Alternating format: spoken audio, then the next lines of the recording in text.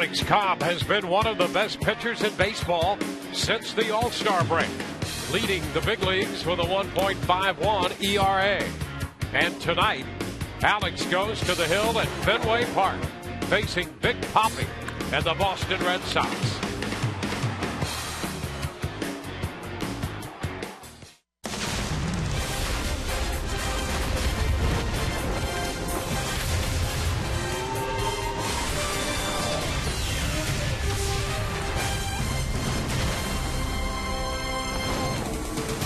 Welcome to T-Mobile Tuesday Night Baseball.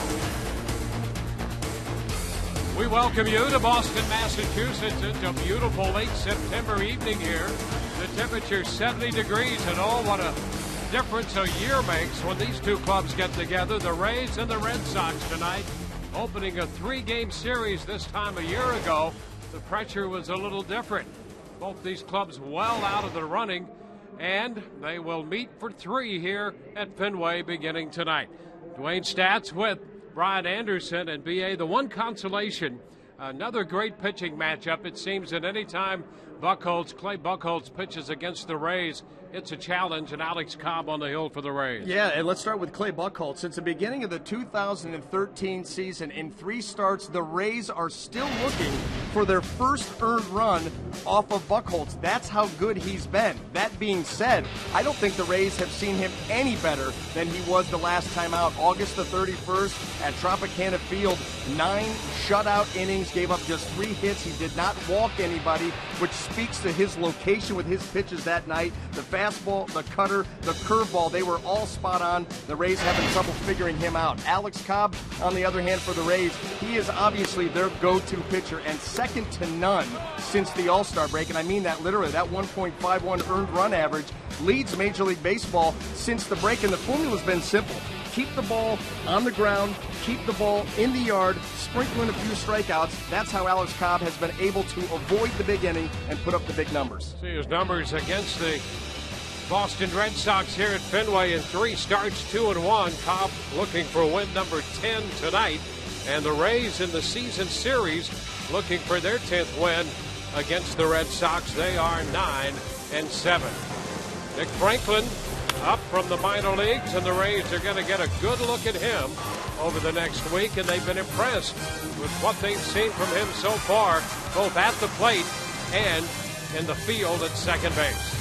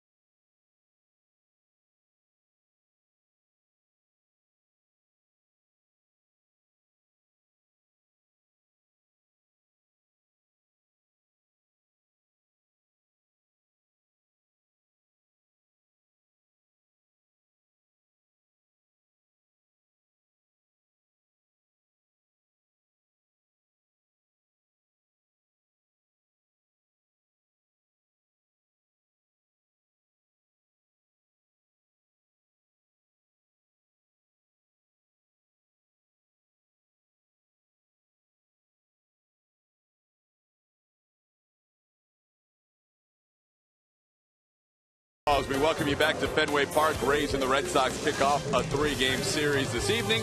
Also the start of the final road trip of the year, a 6-gamer ending in Cleveland. For the Rays, Joe Maddon said he wants to see Nick Franklin get as many at-bats as possible from here on out for the rest of the season. In fact, tonight he said even if a lefty comes in, he's going to keep Franklin in there. Got a chance to see him hit it right-handed a couple times. He's done very well since joining the Rays from AAA Durham. He was acquired in that David Price trade from the Seattle Mariners. His first 5 games with Tampa Bay, hitting almost 500 with a couple of doubles, a home run. Has a stolen base in there as well. 3 runs batted in and 3 runs scored. In our Geico quote of the night, we caught up with his hitting coach, Derek Shelton, to talk about what he likes from the switch hitting Nick Franklin. I think the first thing we've seen is the way the ball comes off the bat. You know, evident of the homer the other day, the way the ball carries. You know, he's hit balls hard from both sides of the plate. So a lot of good things. You know, we had him in AAA, so I was able to talk to Dave Myers a lot about him. So excited about what he'll do.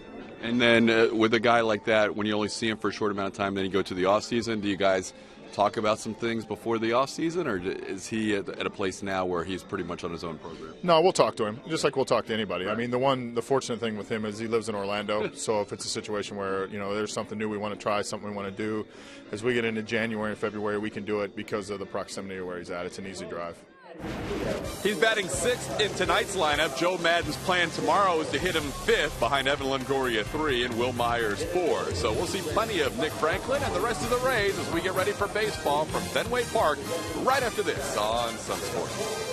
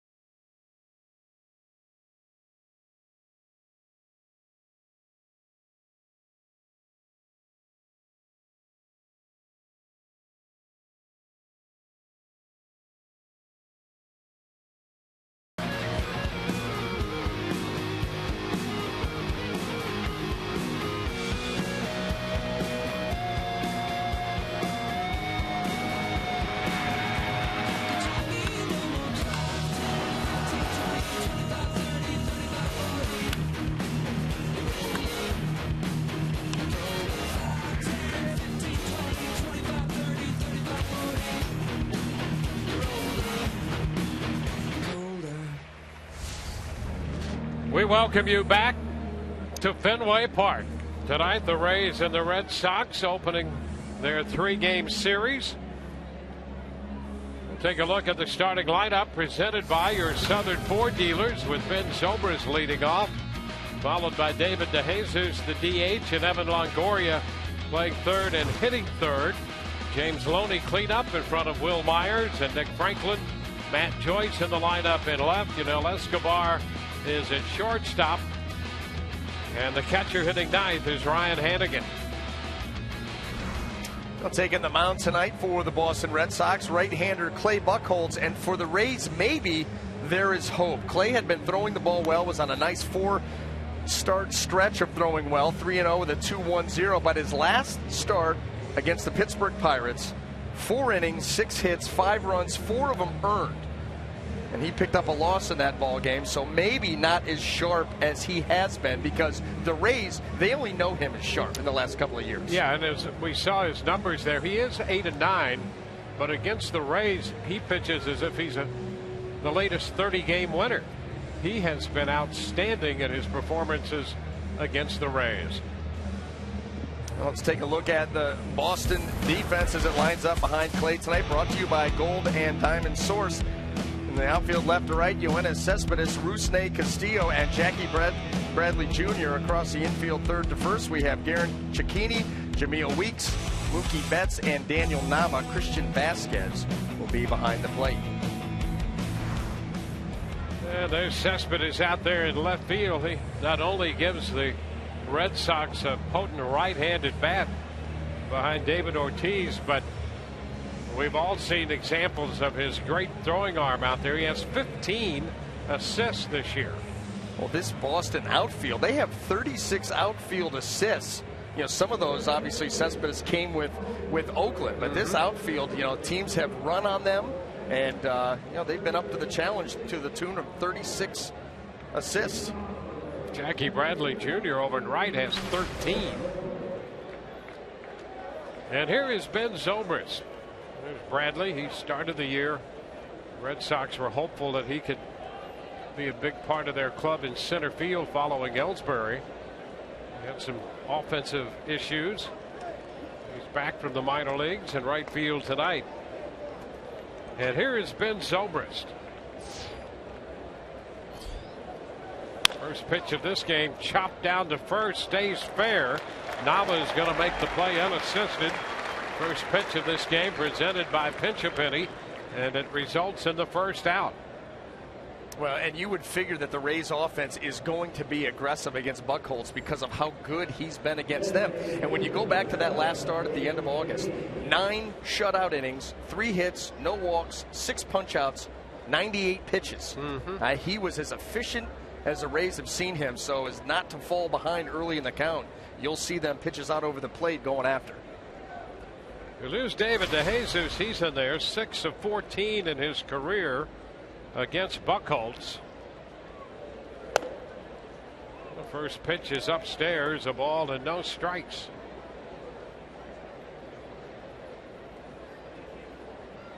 Jeff Nelson calling the balls and strikes tonight, the crew chief of this group. And there's a base hit, shot past Nava into right. Bradley with a pickup.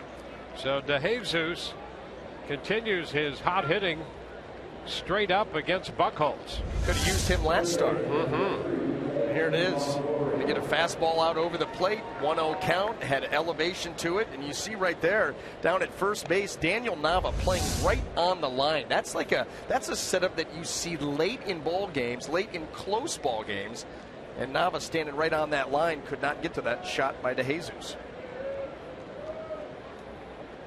Now Evan Longoria. Evan took an 0 for 3 in that game he pitched against the Rays at the end of August. Ground ball to short. Out at second, and a wide throw past Nava, and it winds up in the dugout. Well, Mookie Betts has been so good for the Boston Red Sox, and since he's come up, a little spark plug in the middle infield, and that right there, that was an inning-ending, what should have been an inning-ending double play ball right here. Good feed, and you see him turn, and with DeJesus bearing down, he missed that throw badly. That's where you'd like to see him not step in to the throw towards first base. He was there early enough to be able to push himself back from second base, avoid DeJesus, and make a strong throw. He steps into DeJesus, didn't finish the throw. It sailed, and it cost the Red Sox 90 feet.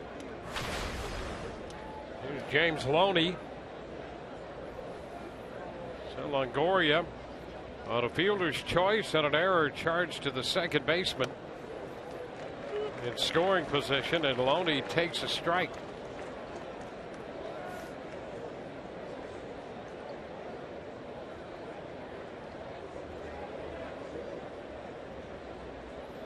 He's having at second base if the Rays can cash in on this early 2-out opportunity.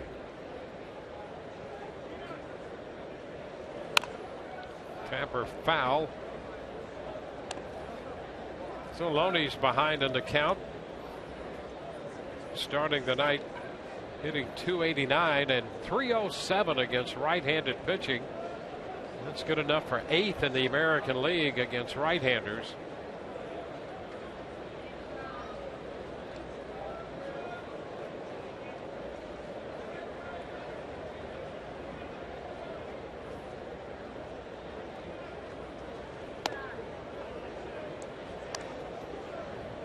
One ball, 2 strikes.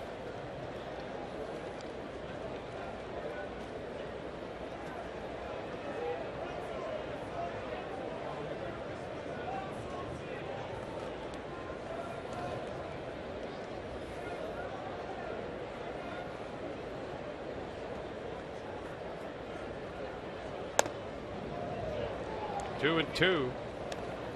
Red Sox defense trying to take the hole on the right side away from Loney and the middle of the infield as well. The only problem with that, staying away from James Loney, we've seen him use that corridor all season long. So if he stays out there with the fastball, Loney will just pop that ball out into left field. And he takes strike 3. Caught looking on the breaking ball. Rays leave a man. We go to the bottom of the first. No score.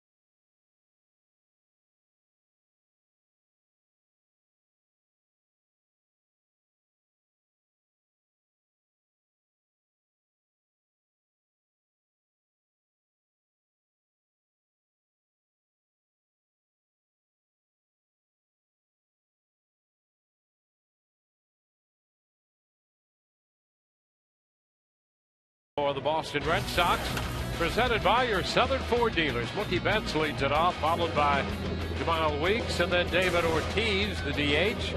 YOENIS Cespedes hits clean up in front of Daniel Nava.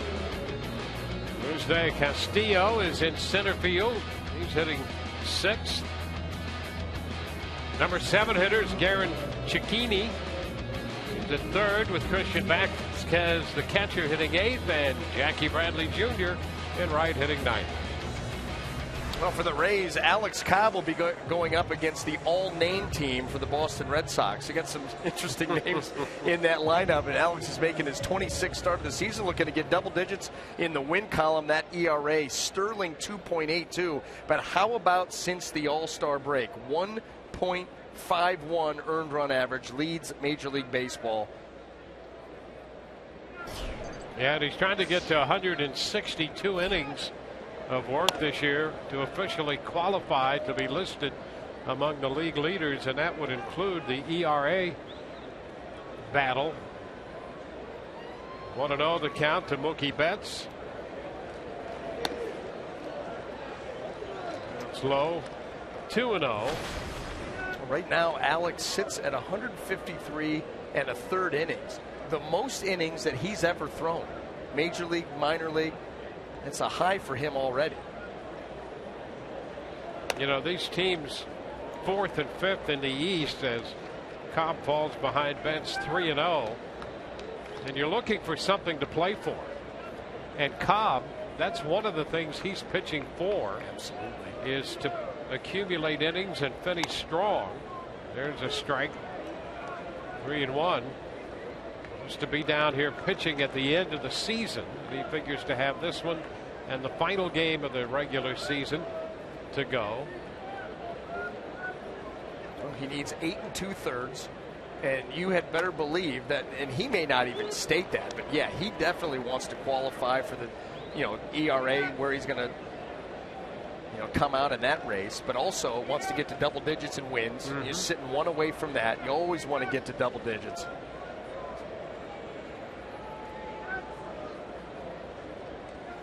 It popped up right side.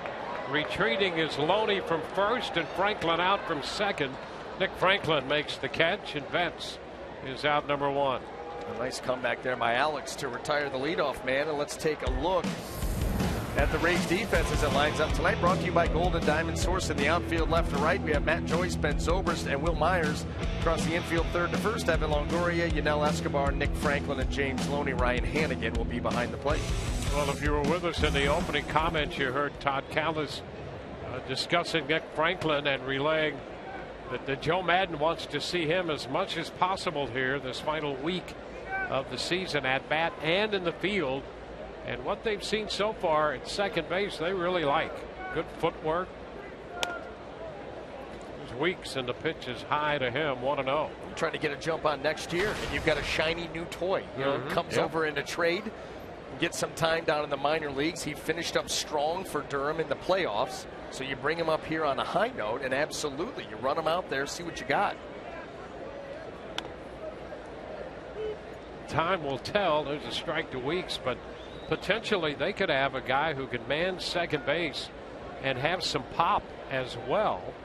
And then if you need him, they have a guy who has some versatility about it. He is he's the very definition of a Rays position player. Yep. So versatile, switch hitter. Can play multiple positions, middle infield, probably better at second, but could play at short if need be, could put him in the outfield if need be. Yep. And he just fits the bill. And so the possibilities for him are endless with this ball club. And essentially back home, he lives in Orlando, went to high school in the Orlando area. 2-2 to Weeks. I think he's a guy that the Rays have been eyeballing for a couple of years. And you hear his name bandied about here and there for a while. And so I think they were more than thrilled to bring him over and see what they can make of him.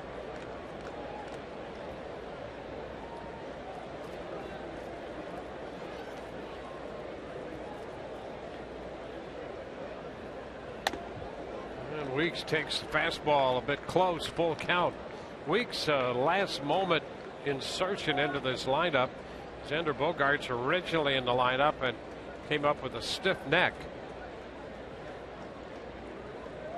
So Weeks is in there at shortstop.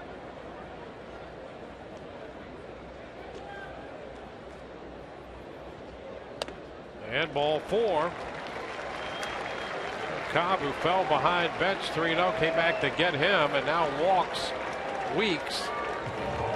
Take a look at tonight's GMC big matchup. Poppy about to step in. He is 1 of 8 against Cobb, and Cespedes, who hits 4th, is 2 for 16 against him. Well, that's a way to set yourself up to have success. Control the 2 big run-producing bats in this lineup, and that's what Alex does so very well across the board.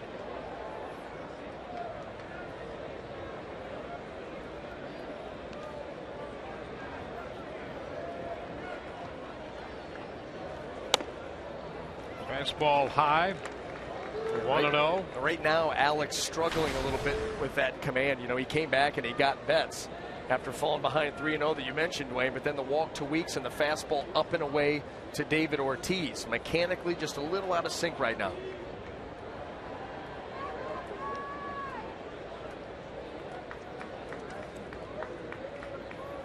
Over to first. Weeks back in there. Mentioned that he's in there for Bogaerts. He'd been playing every day. He was out, Bogaerts, with a concussion, and since he was activated right at the end of August, he'd been in there in every game, but a late scratch in this one, and Weeks is at first base via the walk.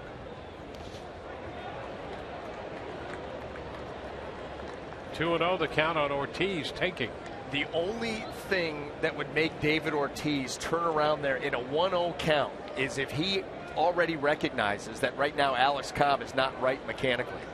And so he's going to square around. Now he's got a 2-0 count. He'll be looking here for a mistake out over the plate, something that Alex is just trying to throw a strike with. And he will be ready to swing here, so you've got to put it in a good spot. And he takes a big cut at the fastball. That's exactly what he was thinking, and took a big rip. Fouled it back. You could see that coming. And I'm sure that Alex saw the same thing, but he's going to be aggressive with that fastball. David Ortiz is going to turn it loose. And he missed that one.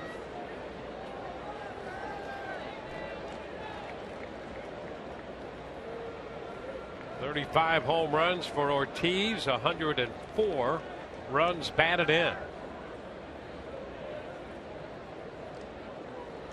In a season in which the Red Sox are last, not only in the standings, but in runs scored, Ortiz is the one guy who's been here all year and has had a big season for him. With no help. Yep. With no help and really no protection. That's what makes it amazing, because you know you're coming in saying we're not letting David Ortiz beat us. Down to short. Out at second. Out at first. 6-5-3 on the double play. And we'll take another look at that double play with the shift on, started by Escobar. Longoria in the middle.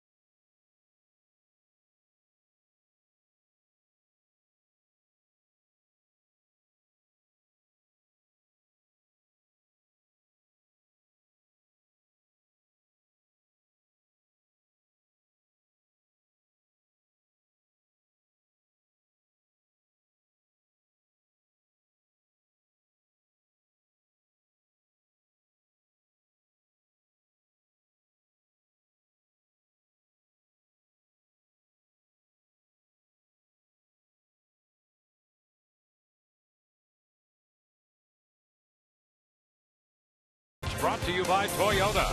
Let's go places. By Checkers. Checkers has 3 favorites in one box. The $2 shrimp and chicken bites and fries box. Only at Checkers. By Bert Smith Volkswagen. Tampa Bay's home of driving excitement. Visit BertSmithVW.com. And by T-Mobile Tuesday Night Baseball. Here on this Tuesday night in Boston, Will Myers leads off the second inning. Takes a pitch inside, a breaking ball that stayed inside, up a little bit. 1-0. We've seen some good curveballs from Buchholz here in the early going. That was not one of them. That gives Will Myers a chance here to be ahead in the count. There's a line shot, one hop. Nava, nice pickup. Buchholz to the bag. Close. Boy, Myers hustling down that line as he always does. And boy, did he make that one close. Clay Buchholz was slow getting off the mound, and that's what gave Will Myers a chance. You're right, always hustling out of the box. And Clay Buchholz, his first movement was not towards first base. This is a shot here.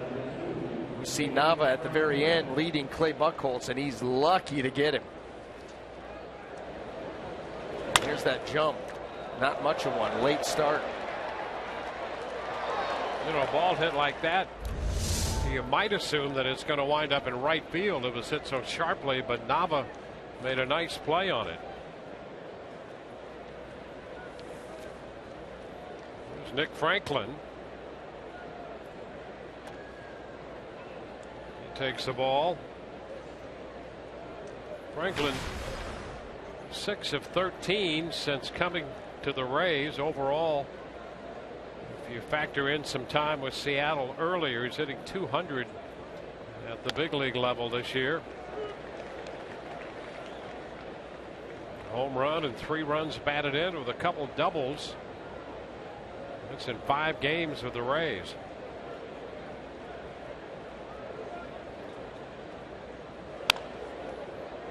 Foul. Will hit the lip of the dugout and skipped into the stands for a souvenir. Delightful evening here in Boston. 67 degrees. Supposed to drop into the low 60s maybe before this game is out. Pleasant evening. It's be nice tomorrow too, and let's hope that they're dead wrong about Thursday. Yeah, they're talking about rain. Oh, there's a strike call on the inside corner. So a strikeout, the second of the game for Buchholz. Take a look at this. Boy, that fastball, little front door two-seamer, and close enough for Jeff Nelson. Nick Franklin saying that ball's in off the plate, but yeah, it might have been a little bit, yep. But Jeff Nelson, the crew chief here, it's interesting how these things break out, but with a left-handed hitter up there, he's a little more liberal with the strike zone. It's a little bigger.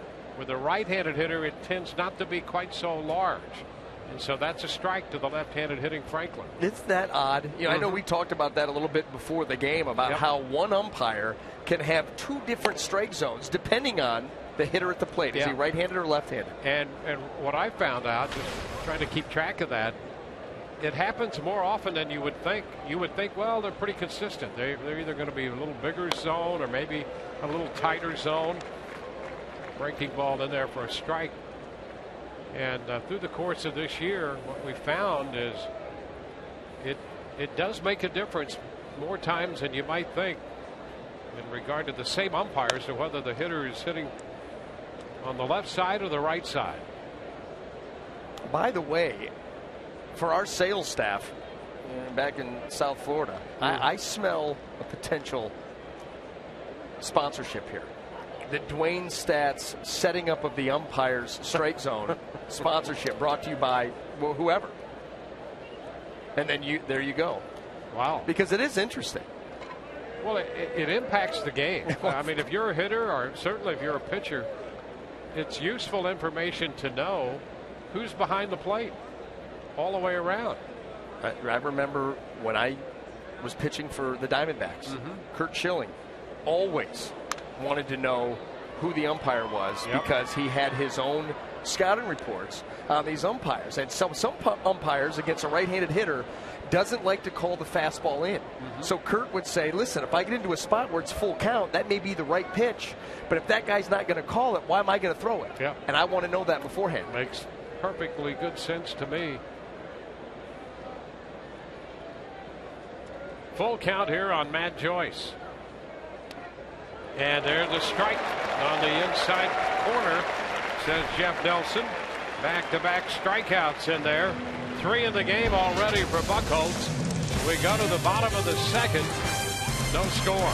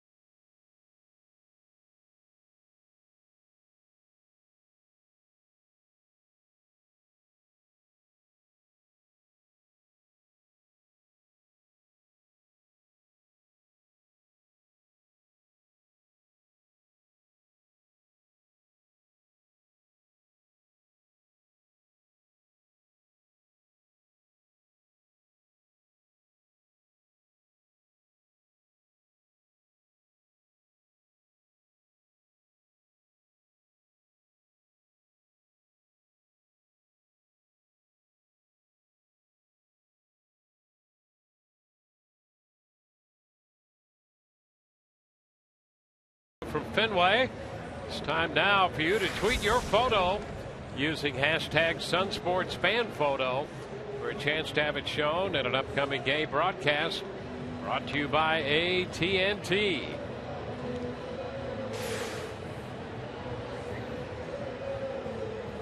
Alex Cobb, a little issues settling in with his control in that first inning, but he got a double play ball out of David Ortiz.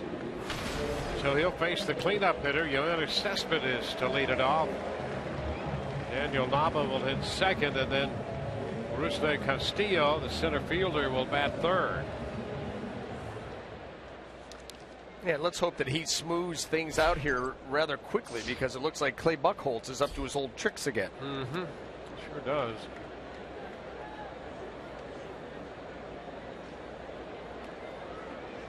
Cespedes. It's a pitch for a strike on the outer part of the plate. Cespedes combined between Oakland and Boston has 97 runs batted in, 22 home runs, hitting .258.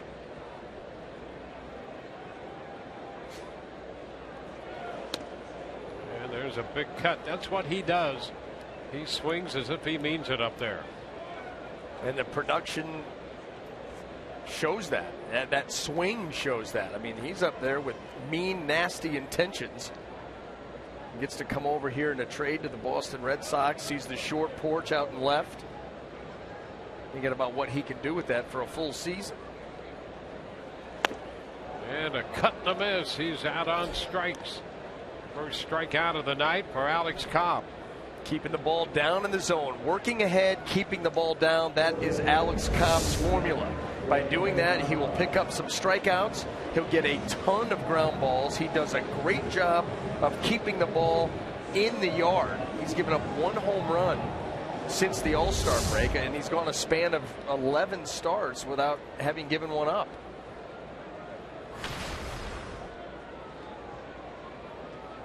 Now Daniel Nava.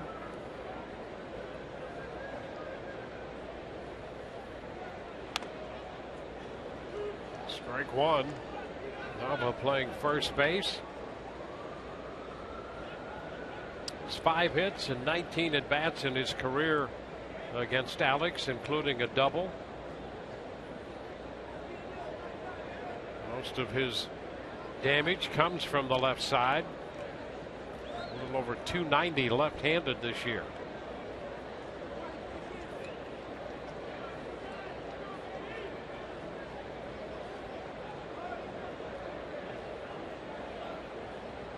One out, 1-1 the count.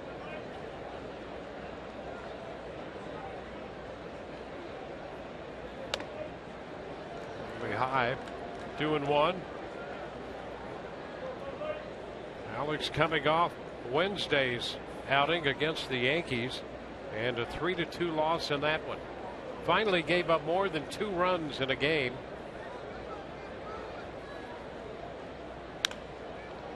And the last time that he had done that was the 4th of July in Detroit. What a streak he was on. Our lows never stop improving. And since the All-Star break, the best earned run average at 1.51. Leading a pretty good rotation right there. Yeah, and look at that. Relative to those other numbers, it's not really close.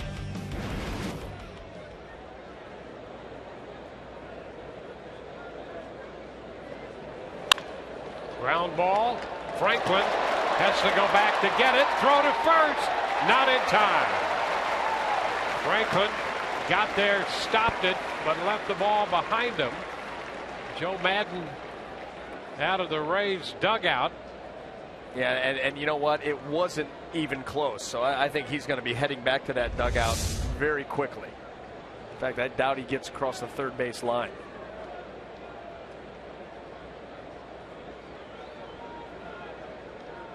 So a look by Joe back toward the dugout for a signal.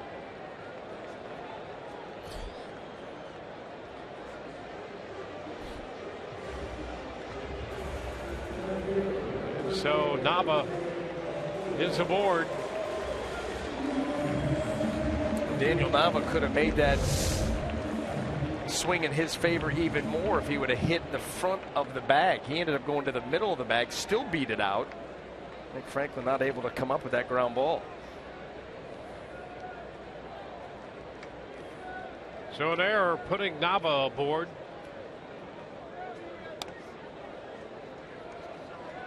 Want to know the count to Castillo. Rusney Castillo playing center field. He's been in 4 games with the Red Sox. 27 years old. He played in Cuba. Red Sox signed him to a 7-year deal the 3rd week in August. In fact, a month ago today, on August 23rd, they signed Castillo.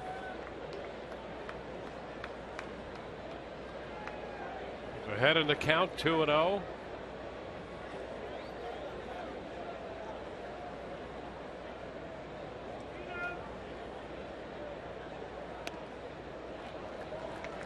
And now it's 3-0. Cobb continues to have some issues with his location.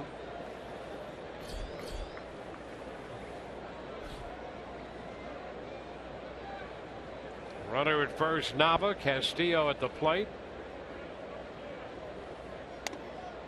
He takes a strike. Castillo in Cuba played in the equivalent of the Cuban major leagues for 5 seasons. Did .319 there. He's got some pop and can run. Chops it toward third. Longoria takes the play to first. Nava moves to second, and Castillo's out third to first. Cobb able to come back and retire him on a chopper to Evan Longoria, and I think Evan, because that ball was chopped, it was not hit that hard, didn't even look to try to get Nava out there at second base. Immediately went over to first. Here's the chopper right here. Doesn't even look. Yeah, just take the out over at first and bank on the fact that Alex Cobb will retire the next hitter and get out of this inning. It's Garrett Cicchini, third baseman. Will Middlebrooks was in the lineup, but has a right hand strain, and he was a late scratch, so Cicchini gets a chance.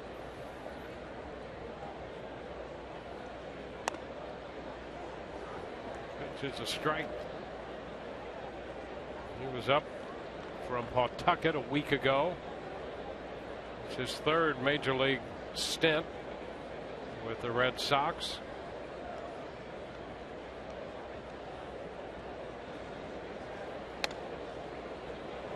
a strike on the inside part of the plate. Good place to go so far for these two pitchers in there.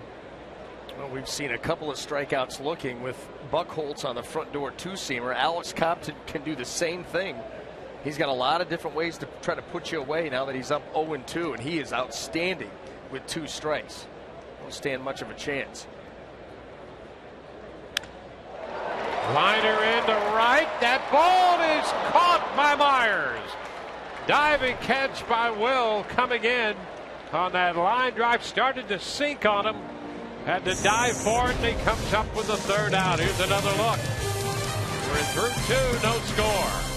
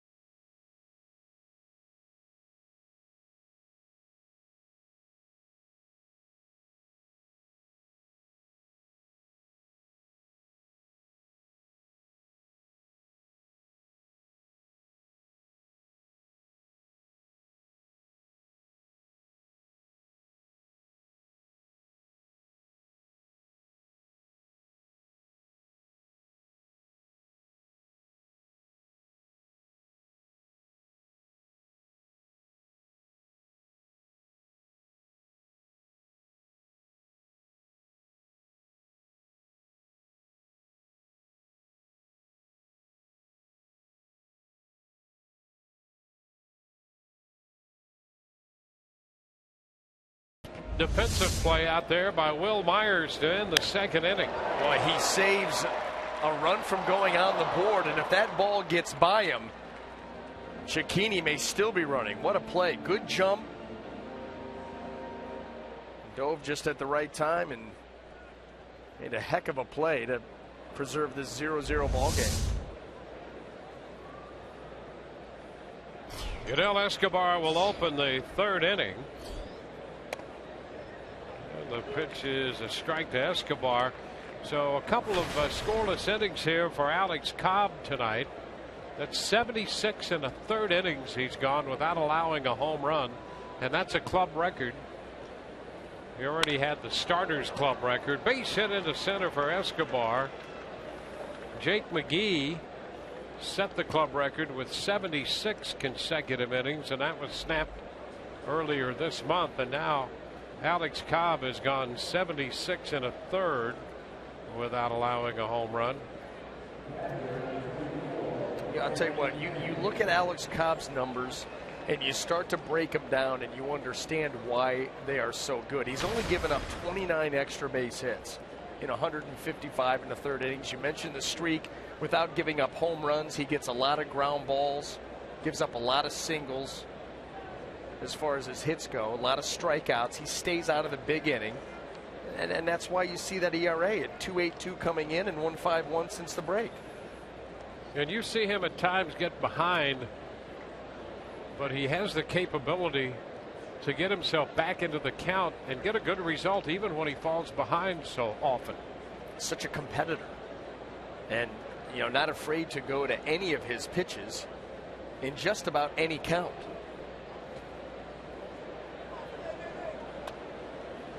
Hannigan a good look at the pitch down.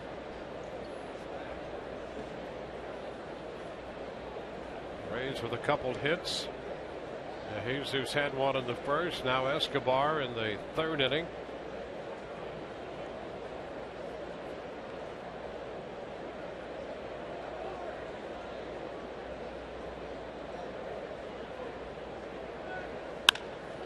Into right.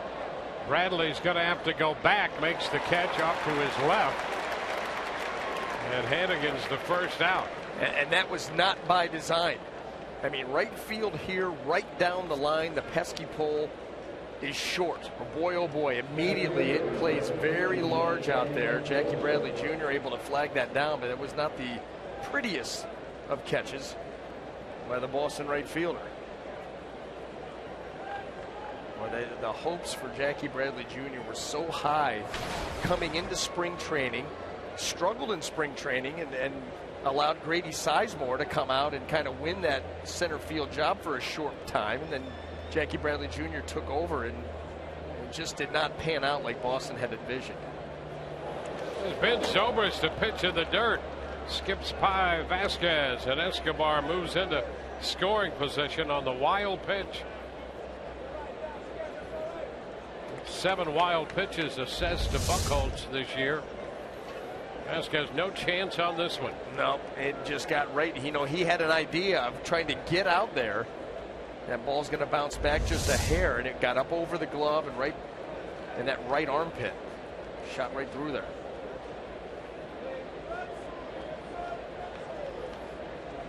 I wonder how that ball smells right now.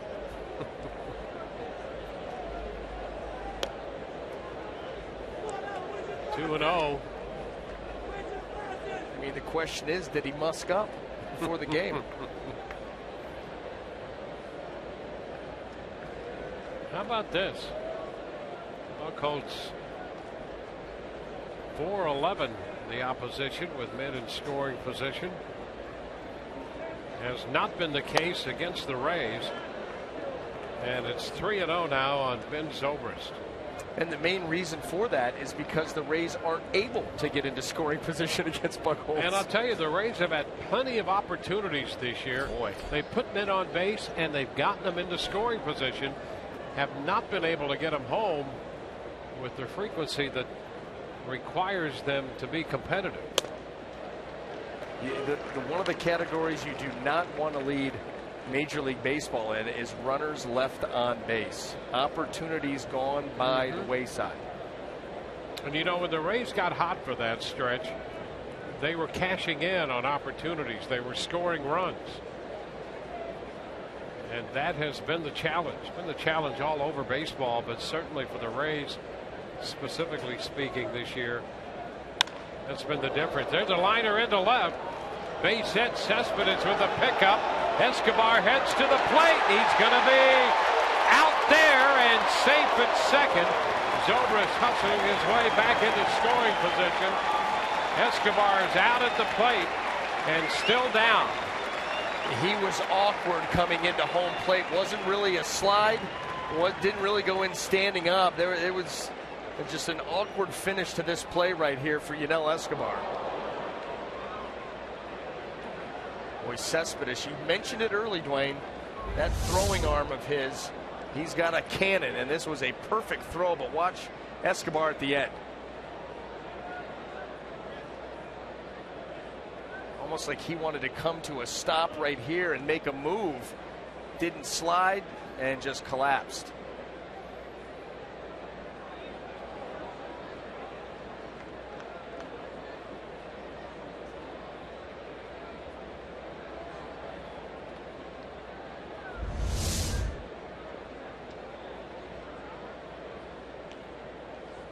Porterfield checking over the left knee.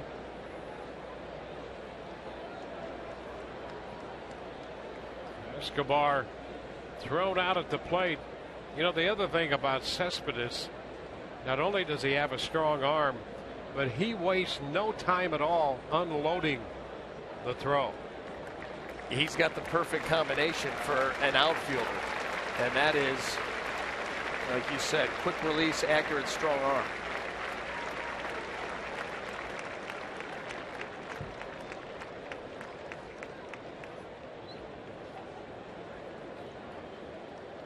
So Escobar up and pretty much departing under his own power.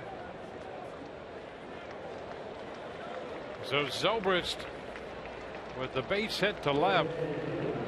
The Rays lose the runner at the plate, and Zobrist hustling his way into scoring position for David DeJesus.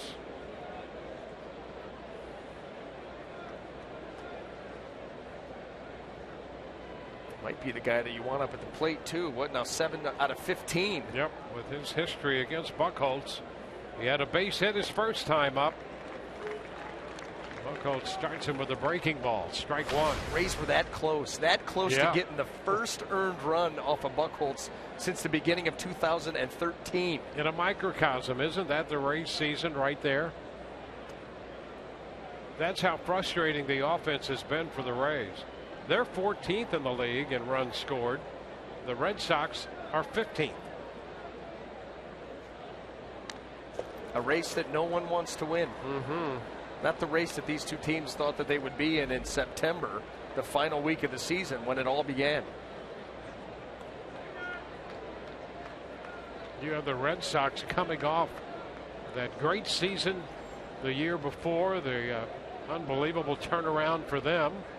And you have the Rays picked by almost everybody coming out of spring training. And yet here they are on the 23rd of September, completely out of it. Fly ball left field. Cespedes on the track with room, makes the catch.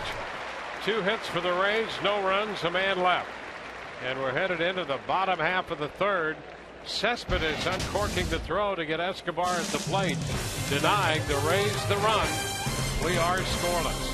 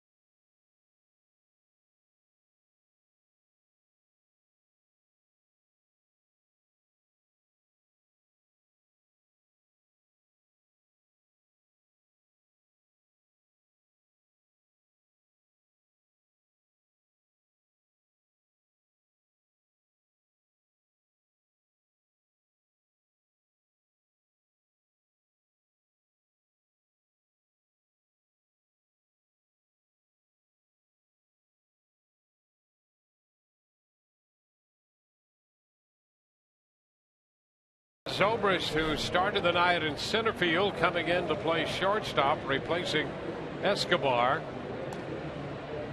And taking over in center field is Brandon Guyer. So Brandon goes into Escobar's spot in the lineup.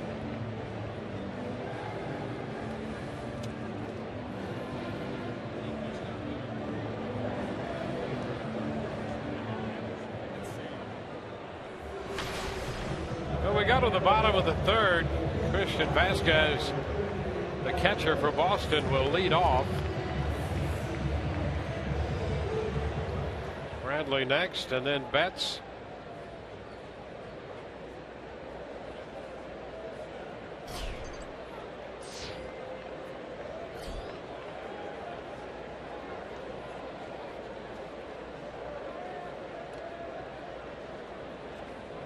Pitch a curveball way wide, and Cobb not happy with the way that pitch came out of his hand. Alex Cobb holds himself to such a high standard that you know when he's not happy with a pitch that he made. We've seen him snap the ball back, you know, or do something with his glove on an out, and they give up a fly ball on a pitch that he deemed was not good enough. He still gets an out on the pitch, and when the ball comes back in, you could still see him stand on the mound seething.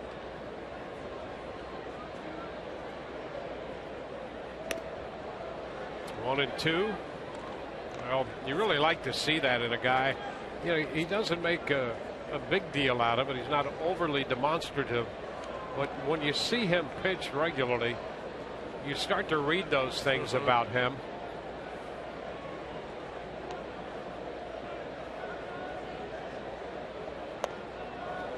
It's down 2-2. And you never see him do that if something happens behind him. You see him hold himself accountable to the point where you can tell there are times when he's not happy with what he's doing. Yep. Good teammate.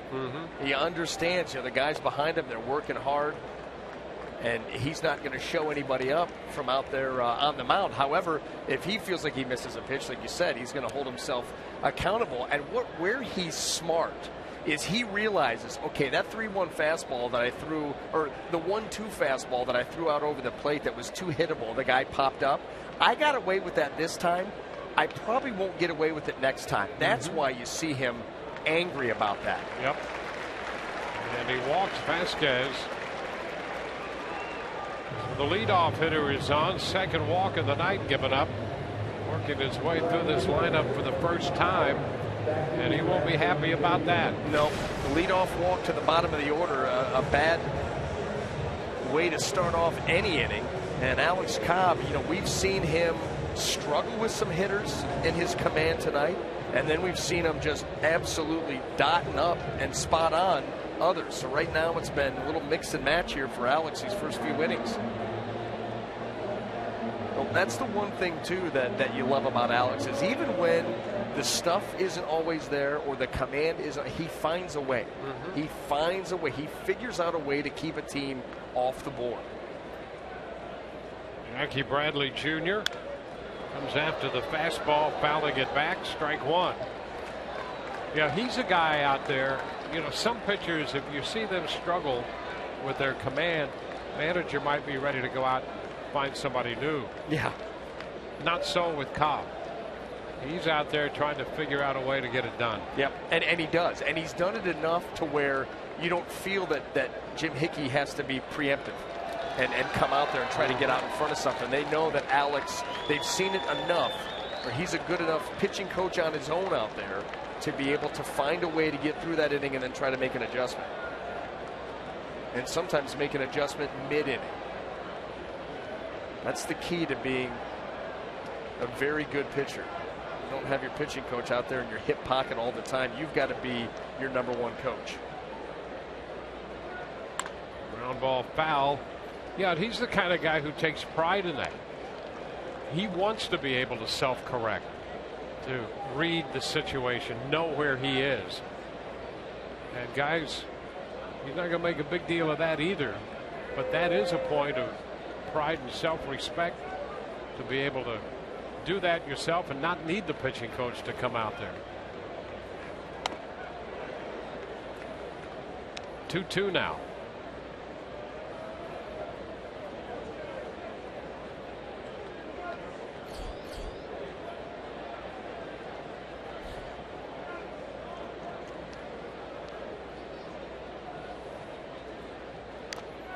And a foul tip. Did it go directly into the mid or hit the ground? Hit the ground. And so Bradley's still alive with a foul ball. In a lot of ways, Dwayne, as we take a look at that foul tip, you're going to see that ball right down into the dirt, up into Ryan Hannigan's glove. In a lot of ways, Alex Cobb is a lot like you and I, in the fact that he doesn't like meetings either. I just thought that was part of the human condition. Well, not liking meetings. Well, some guys you wonder a little bit. Lots of meetings. Lots of emails. Yeah, they're people though. Meeting more people, you're around, you get to interact. They want to look busy. Let's just be honest. Hey, look what I'm doing something. I prefer to think they just like people. Agree to disagree. Strike three call on Bradley. And again, on that inside part of the plate, Bradley caught looking. Second strikeout for Cobb. Hey, mental note, guys. I think both of them are realizing this, and this ball is up and in, and that is right to the fringe. You understand why Bradley Jr. not happy with that. You see Fox Tracks liked it, but that is a pitch that Buchholz and Cobb have been able to exploit left-handed hitters with.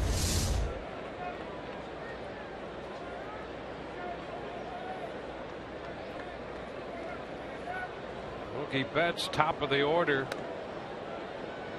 And there's a strike.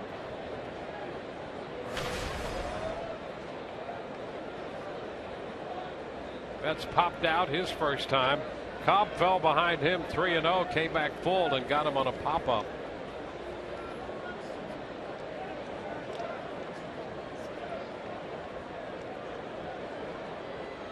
Vasquez back in.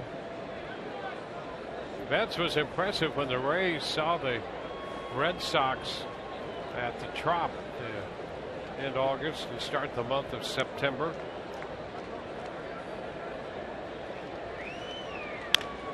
Chop to third. Longoria to Franklin, 1. First base high and off the mid of Loney. So Vasquez is forced at second base. And well, let's check this one out. Did not, unless did Mookie Betts come across and make a wrong turn? That ball did not go into the Boston dugout. No, it stayed in play. We checked that in the front of the dugout. And Brian Porterfield's coming down to have a little conversation about that. Let's take another look. High throw. There's a good chance he might have turned. Yep. He may have thought this ball went into the dugout, and he's going to go ahead and head towards second base. Oh boy, that hardly would constitute a turn, but let's watch this. Well, got him. That's going to be a double play.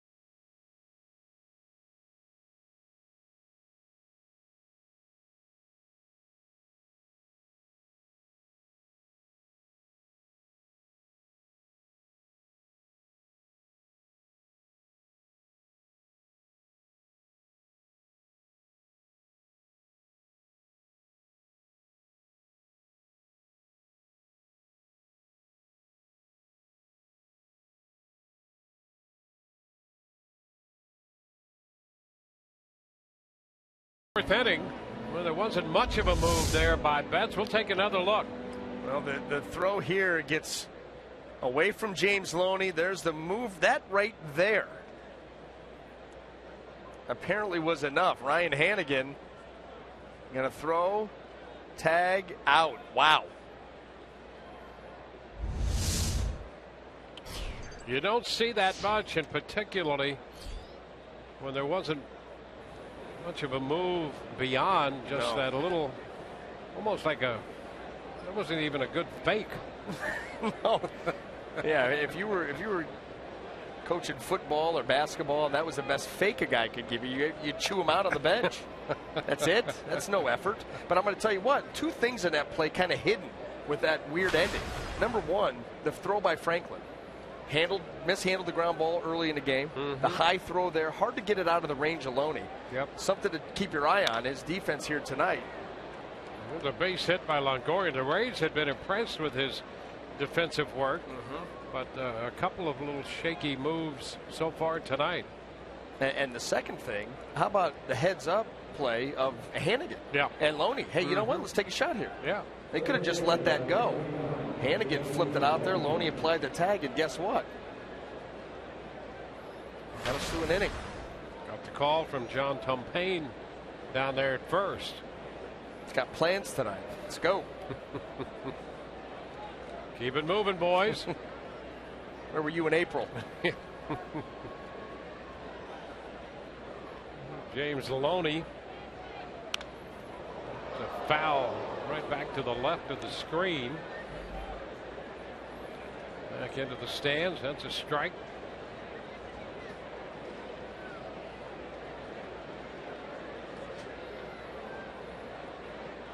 Well, the Rays come into this game 75 and 81. The Red Sox 68 and 88.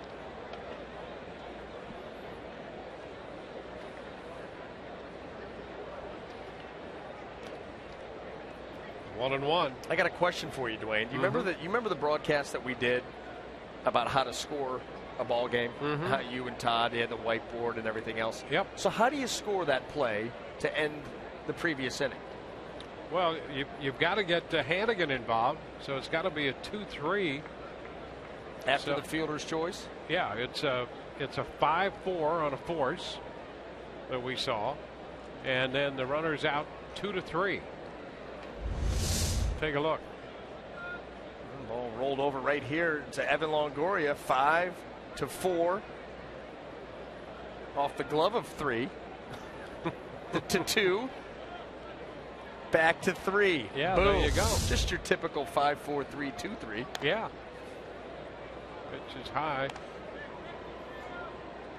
Now you might want to put, if you wanted to make sure you remembered the tip off the glove, off the mitt there, maybe a little check in between 2 and 3, or maybe just before 3, and then just a reminder.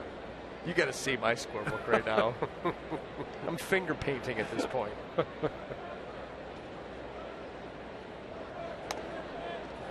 Strike 2 to Loney. 2-2. Play Buchholz and Alex Cobb matched up in this one. You know, the Red Sox, but what Buchholz does, very important to this club and their plans for next year. They're going to need to replace innings from the absence of John Lester and John Lackey. They're looking for some people to step into their rotation. Fly ball lifted into center. Castillo's back to grab it. Longoria remains at first. And there are a few candidates. Some of their young pitchers to this point have not worked out as well as John Farrell had hoped. So that's going to be a major issue for them this winter. What do they do with their rotation? You know they're going to make a run at somebody.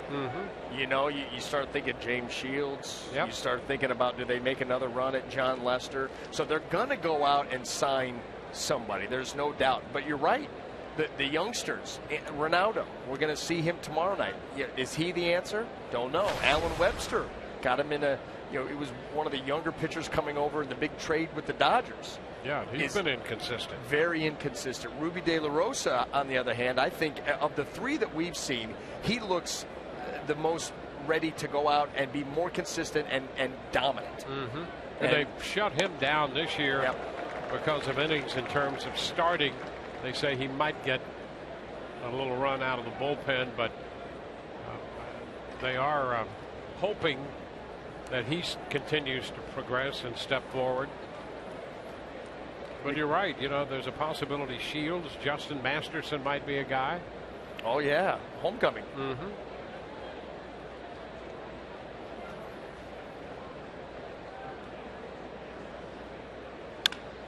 Ground ball short. Out at second, out at first. Weeks bats to Nava. We'll hit it into the bottom of the fourth.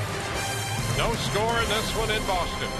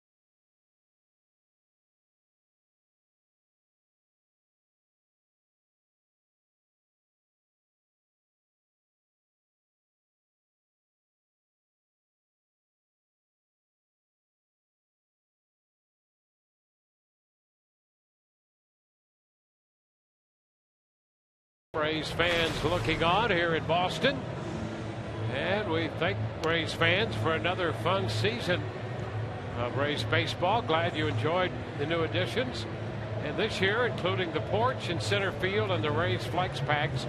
Keep checking back during the off season for more information about next year's concerts, promotions, and special events.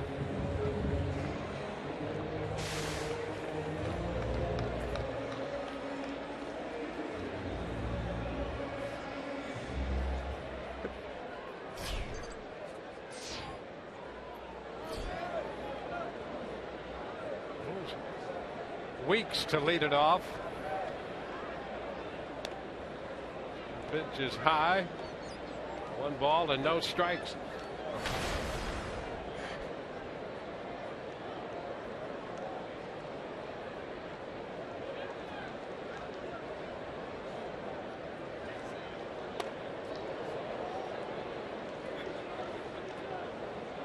Two balls, no strikes. The count to Weeks. Ortiz next.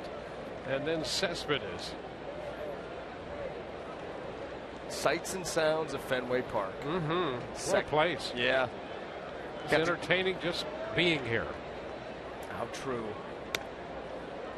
It's a strike. 2-1.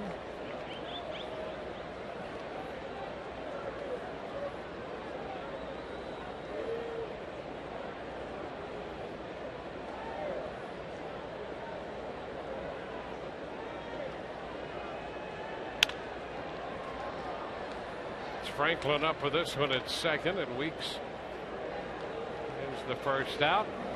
Well, Yunel Escobar out of this game after that slide at home plate, the attempted slide. Let's check in with Todd Callis for the latest update. Todd? Yeah, Dwayne, just down in the Rays clubhouse, and Yunel has a sprained left knee. They'll evaluate it again tomorrow. Right now they're calling it day-to-day, but not much time left in the season. So Uni on that slide at home plate with a sprained left knee. Back to you. Yeah, sudden stop. Sometimes your cleats get caught a little bit, so not a lot of time if he has an issue with that. Not a lot of time to recover.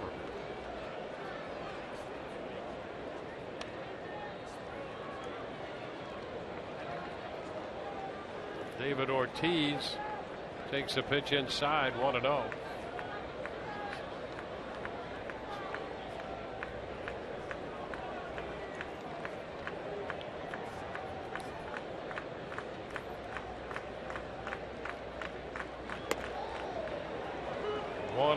The count. Tonight's Cold Hard Facts brought to you by Frost Brewed Coors Light. David Ortiz Tied for third in home runs, tied for fourth in RBIs. Also among the league leaders in slugging percentage and walks. Well, we mentioned this earlier. This is a guy who you earmark coming in. David Ortiz doesn't beat us, and yet he still finds ways. Yeah, his numbers truly have been amazing. Shoots it deep to center field. Geyer's there on the track to make the catch. Ortiz is out number 2. I mean, this was a guy a couple of years ago that was written off, done. Bat too slow, production's not there. You can beat him middle in with heaters that are anything above 90. Yeah. And not so fast. And you know, the Red Sox 68 and 88, John Farrell was saying, as bad as things have been, he says, where would this team be without Ortiz and the production they've gotten from him? Think about it. Yep. I mean, you're talking about a team that be closing in on 100 losses right now. Easy. Because not only does he get big hits and drive-in runs, he gets them in big moments. Yep. Game-winning type stuff.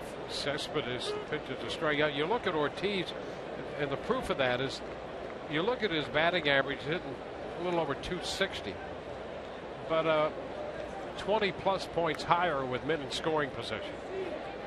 That gives you an idea. Cespedes is a guy. There is a base hit off the mid of Loney. And Loney still thinking he might have a play with Cobb headed to cover, but he just couldn't find the handle. And Cespedes is aboard. You know what? James Loney was not able to finish that play. But I'll tell you what, by being able to get to the ball here, he saves extra bases. He saves a double or a triple. So you're not able to end up making a play here. Probably wasn't going to do it anyway. But by doing this, you save a runner in scoring position. So well done by James Loney either way, because he had to come a long way. He was pulled around way off the line. Fortunate that he even got to that ball. First hit for Boston, a 2-out infield hit off the mitt of Loney for Cespedes. And here's Daniel Nava.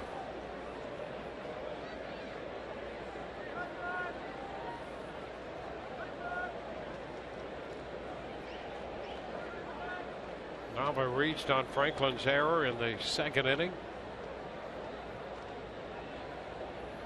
Cespedes back in.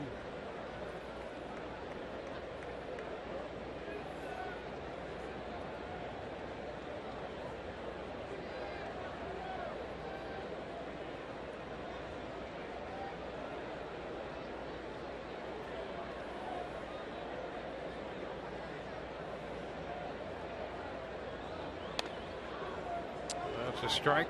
Red Sox coming in off a series win over Baltimore and a victory on Sunday over the Orioles in Baltimore 3-2.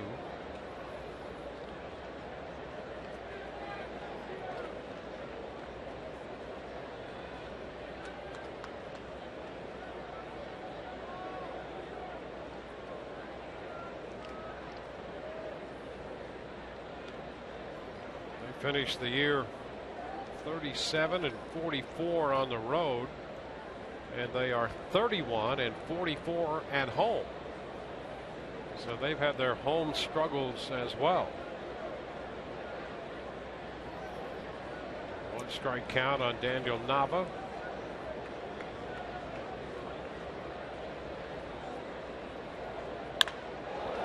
Shot to left. Joyce will go back, leaping in front of the wall. Off his glove. Here comes Cespedes around. He's going to score on the double by Nava. And the Red Sox take a 1-0 lead. That's hard to tell from this vantage point. Matt Joyce looked like he had a bead on that ball going out towards the Green Monster out there in left field. Daniel Nava hits this well. Ball working its way down in a way, but he stung it pretty good. And then here is the leap. Oh yeah, he had a chance at it. It was tough to tell from our vantage point with all the white on the scoreboard right here. This is kind of what you're looking at. It's tough to tell, but you could see from that other angle that ball off the top of the glove in a play that Matt Joyce probably feels that he could have made. The Red Sox have the first run of the game. Here's Castillo, and the pitch is a strike. Rusney, Castillo.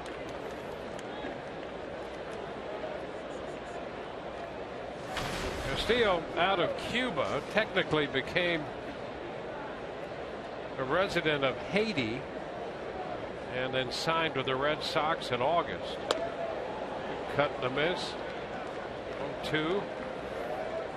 The Red Sox figure to have him play in the Arizona Fall League and the Puerto Rican Winter League to give him a few more at bats coming into spring training next year.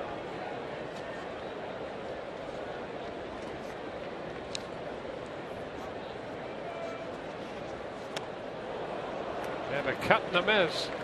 Castillo out on strikes on the change. 1 run, 2 hits, 1 left. 1-0 Boston through 4. Yeah,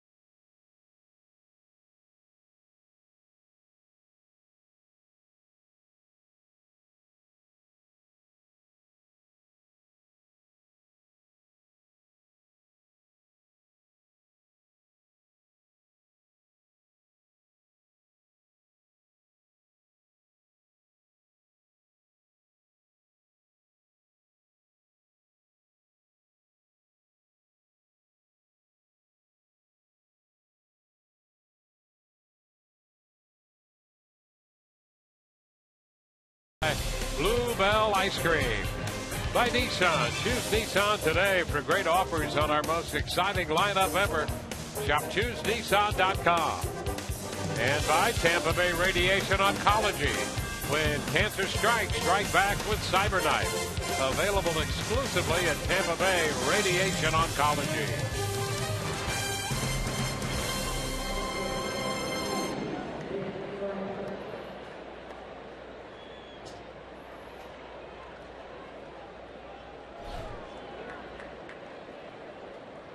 Nick Franklin to open the 5th inning.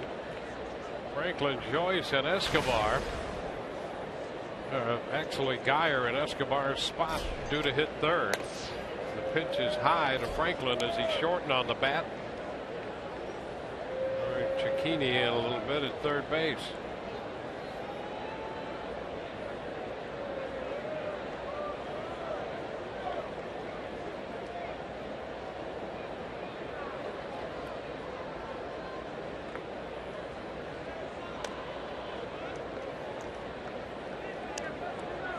He's facing Clay Buchholz. Franklin called out on strikes on a fastball in the 2nd inning. There's Matt Joyce on deck.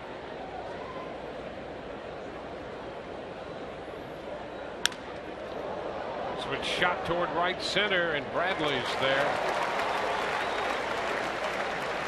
1 away in the 5th, and the game tonight and all season. Tires Plus donates $100 to the Pediatric Cancer Foundation for every Tampa Bay Rays home run televised on Sun Sports.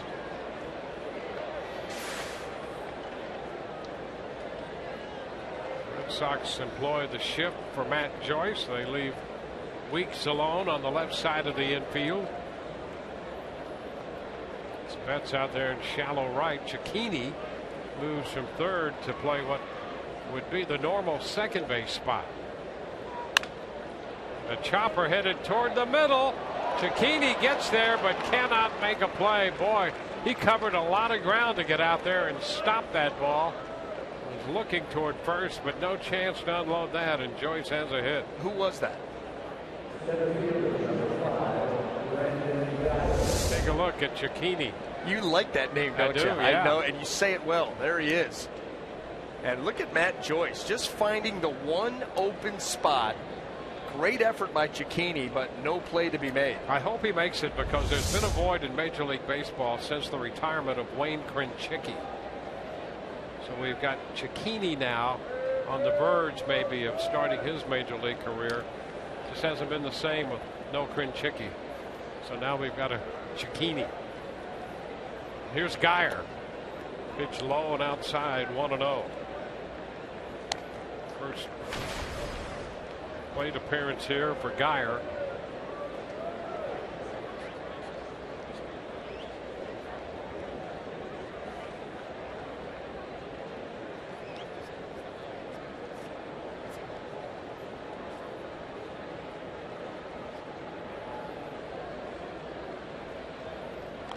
Move to first.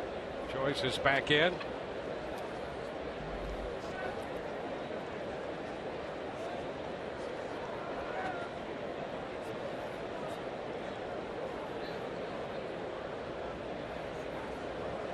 One on, one out.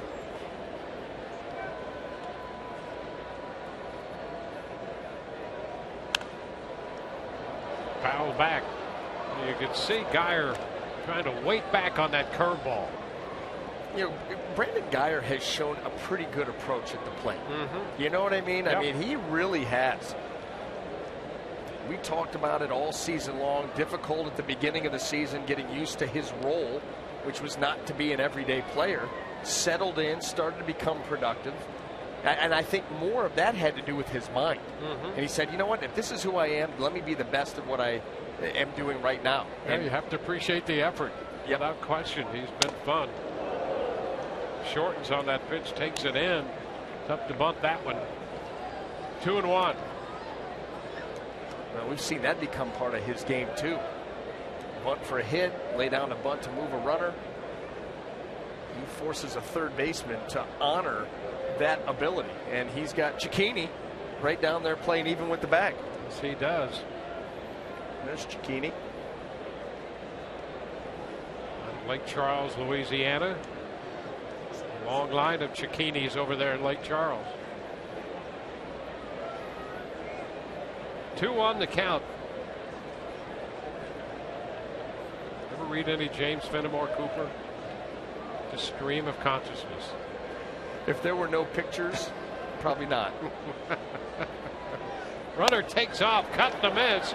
Vasquez throw from his knees, and he throws out Joyce. Well, Vasquez has opened some eyes here in Boston. The Red Sox have liked his catching for quite a while in the minor leagues, and there's a nice job to cut down Joyce. Well, you know, he had the feel, not going to be able to come out of my stance, so I'm going to throw from my knees. It was strong, accurate, well handled right there by Betts on the short hop, and he gets the tag down. The tag so important this year. No more get it close. You better get it on him, and you can see he got Joyce's left hand.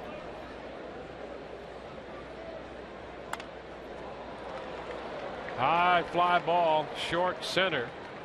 Castillo makes the catch. Rays get a hit, lose the runner, and leave nobody. Bottom of the fifth coming, 1-0 Boston.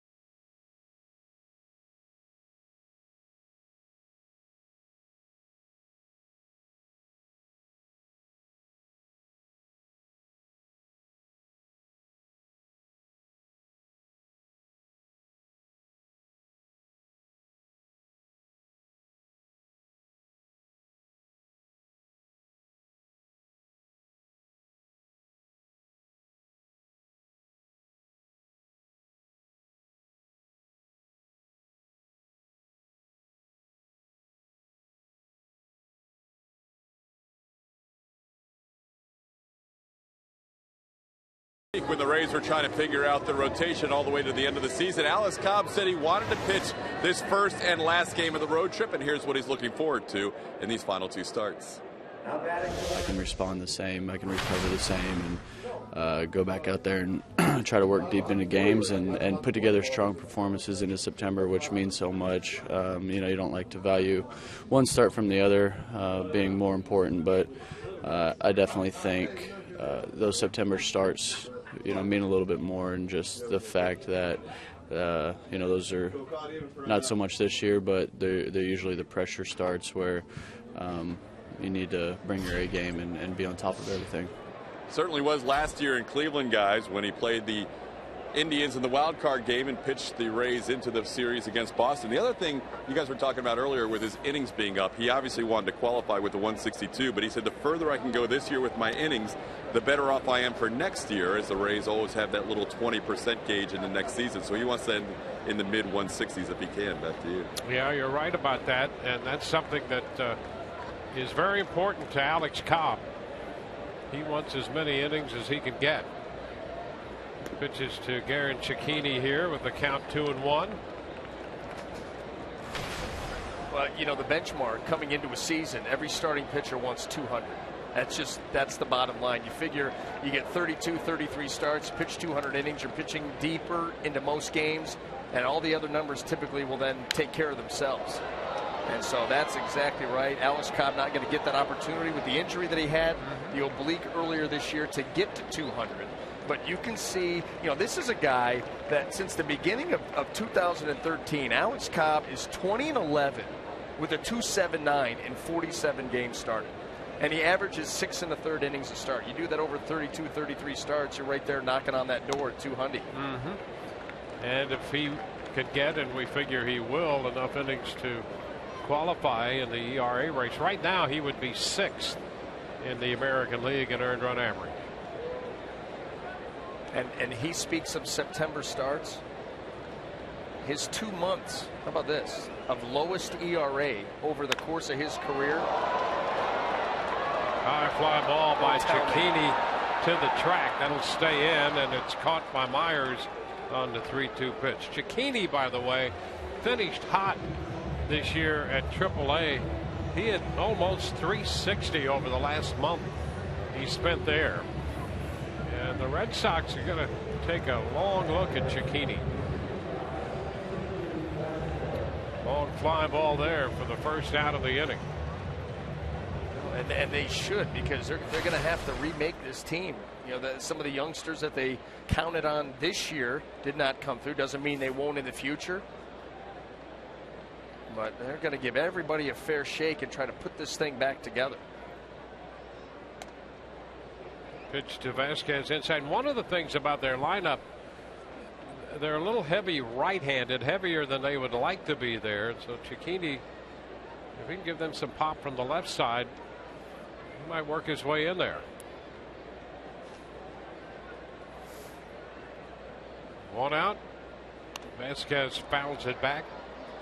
I don't want to get away from Garen Cecchini, but we do have to pay off the Alex Cobb best months by ERA. Yep. And how about this? Over the course of his career, everybody wants to get off to a fast start. Everybody wants to finish strong. The 2 best months for Alex Cobb are April at 2.32 and September at 2.54. Well, it's important to finish strong, and that's what he's after.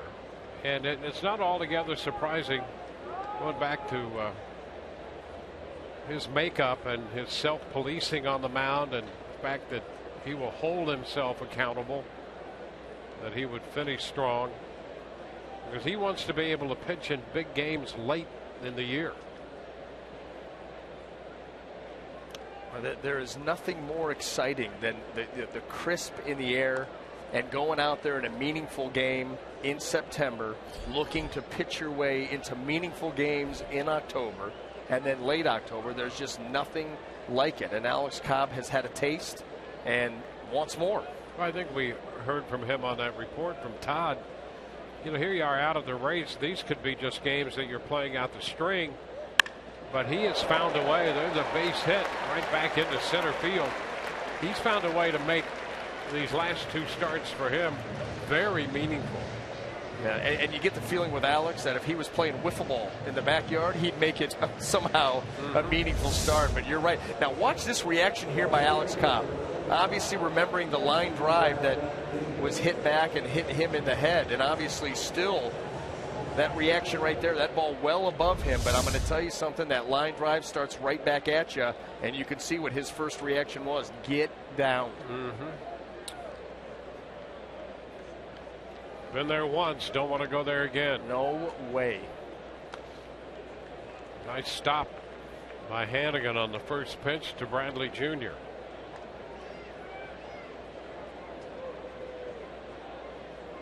And you could do without the reminders too. Yes. You know, I put this out of my mind. Well, why you got to bring it back up? Vasquez.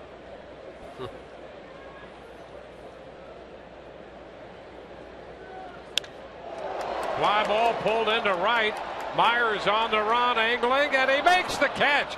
Nice running catch by Myers for the second out. Outstanding defensive work by Will Myers. He made that fine catch earlier tonight. And now this one.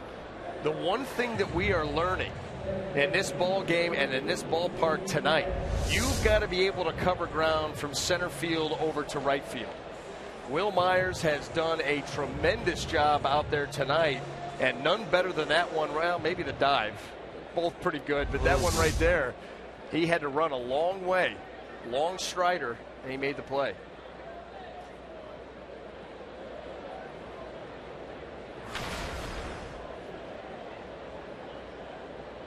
Mookie Betts. This one low and down to second goes Vasquez, and he'll beat the throw in after the recovery on that pitch down. Vasquez safely in at second. Boy, it's all anticipation and jump, and that's a really nice job by Vasquez. Looking to get into scoring position.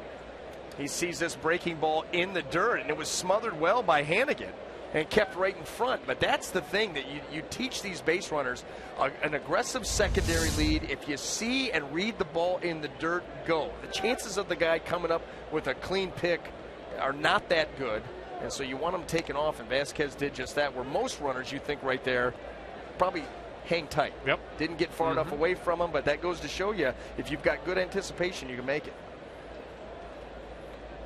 Wild pitch charged to Cobb on that delivery. And the heads-up base running of Vasquez puts a Red Sox runner in scoring position. Betts fouls it. It's 1-2. This is where this team has really struggled this year. Boston Red Sox coming into play, .231 average with runners in scoring position. That is the lowest in the American League. Well, don't miss tomorrow's Wednesday night showdown presented by Mazda. Rays battling the Red Sox again here on Sun Sports. Our coverage begins at 6:30. Jake Odorizzi will be on the hill for the Rays.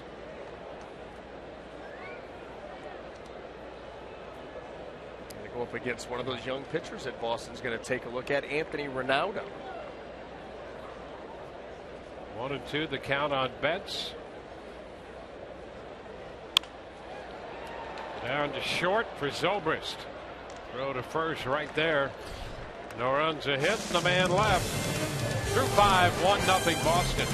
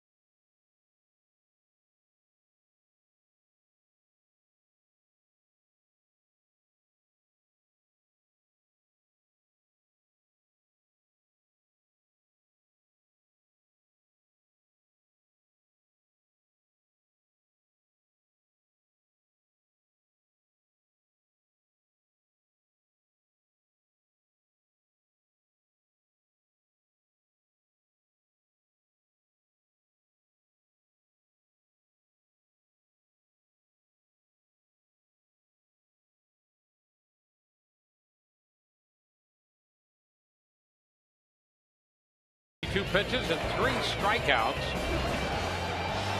The Rays now without Escobar, trying to score on that play and left the game with a knee sprain. Boston scored in the 4th for Daniel Nava's double. Chased home Cespedes, and it's 1-0 as we head into the 6th inning. Cobb and Buchholz in the opening game of this series.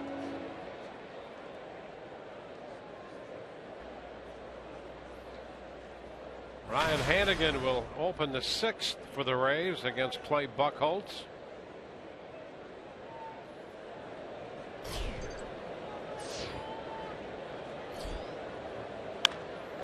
Fly ball, right center. Castillo and Bradley. Bradley, the right fielder, makes the grab. And again, 0 for 2. Okay, Uncle on Clay Buchholz. I'm going to tell you, you look at his numbers, and every time in the last 2 years, and we start to break down Buchholz. Now, listen, he had an unbelievable year last year, shortened by injury. But you break these numbers down this year, and you just continue to ask yourself, how? Because when we see him, he's unreal. Yeah. His earned run average was over 5. But against the Rays, he gives nothing. He has the lowest earned run average versus the Rays of any active pitcher out there. And that's in 17 starts. He was 2.21 coming in. Obviously falling even further than that.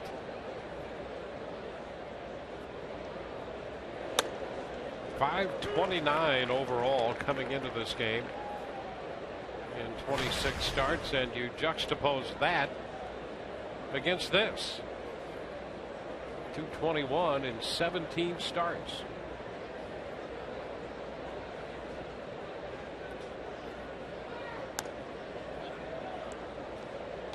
Two and one. Rays would like to have him just so that they don't have to face him. You can't beat him, join him.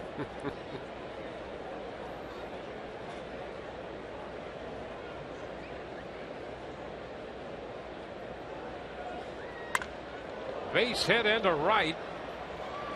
Zobrist is aboard. He has his 2nd hit. So a 1-out single. Place your reservations for 2015 ticket plans and establish seniority, and be in line for priority upgrades to the best seat locations and exclusive benefits throughout the season. Call 888-FAN-RAYS or visit RaysBaseball.com.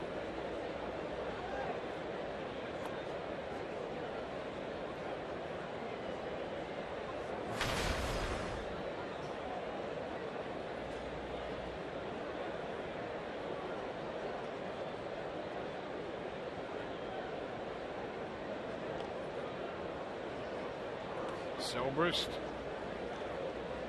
the runner at first with 1 out. Been 2 for 3 tonight.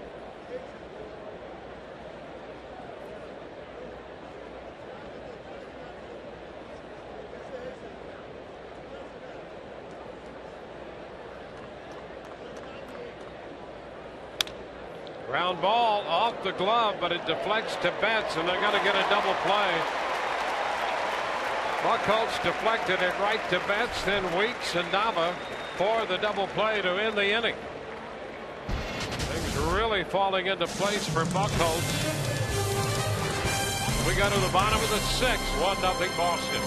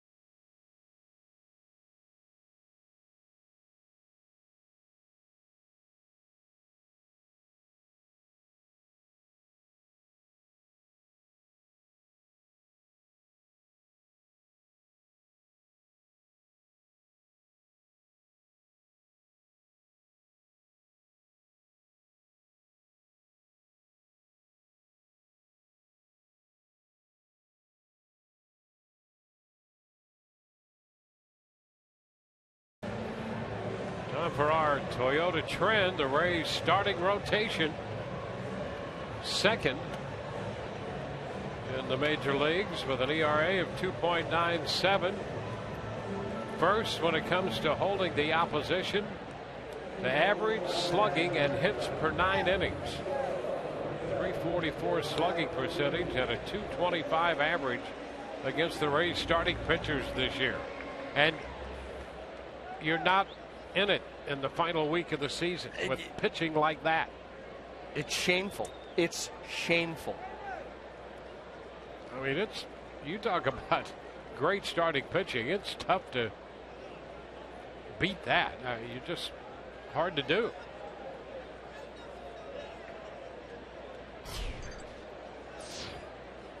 Cobb has worked 5, allowing 1 run tonight.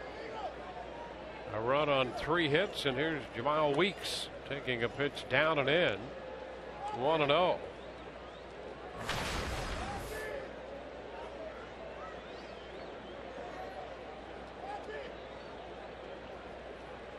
Weeks has walked and grounded out.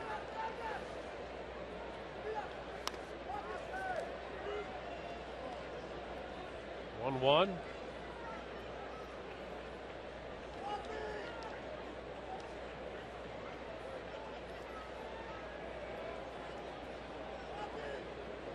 Weeks came over from Baltimore as part of the deal involving Kelly Johnson. It's a 1-2 count right now.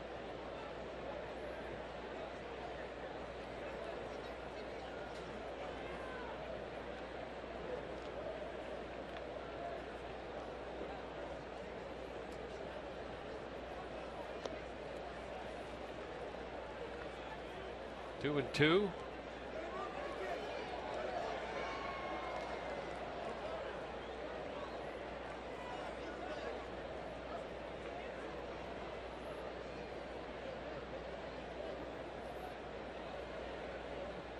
Ortiz next, and then Cespedes.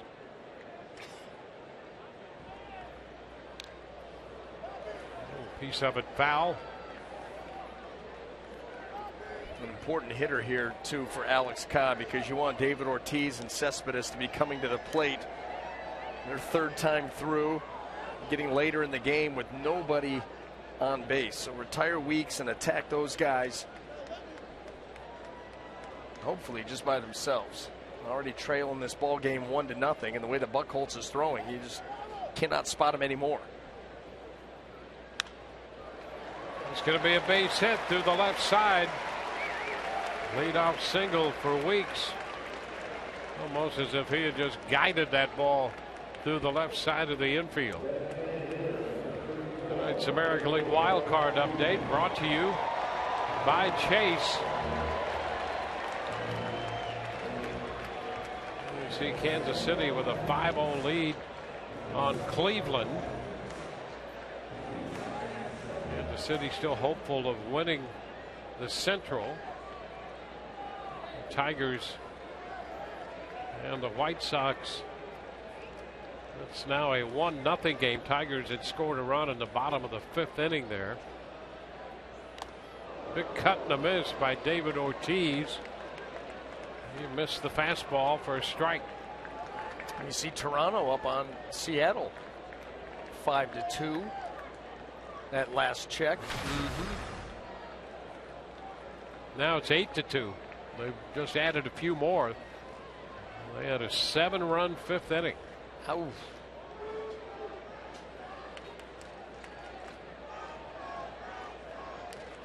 Ortiz getting time granted by Jeff Nelson.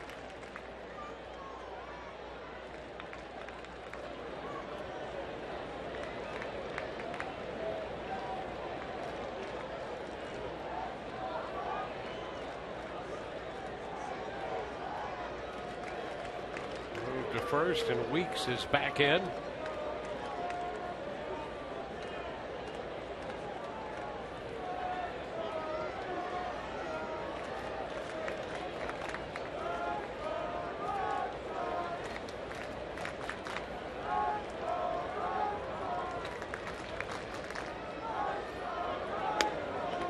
Strike called.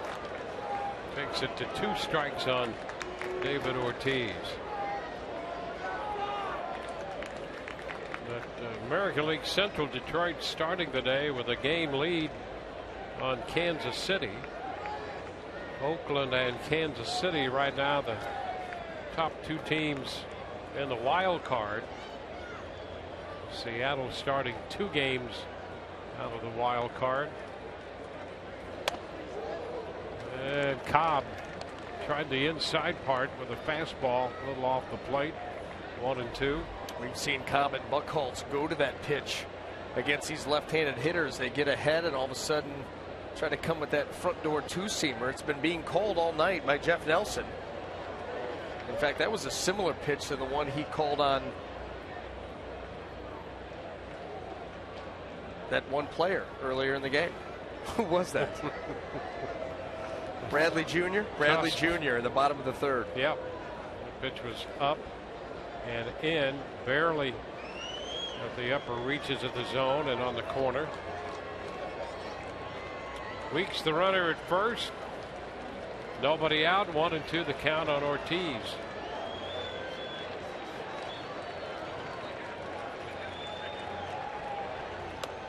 Way up there. 2-2.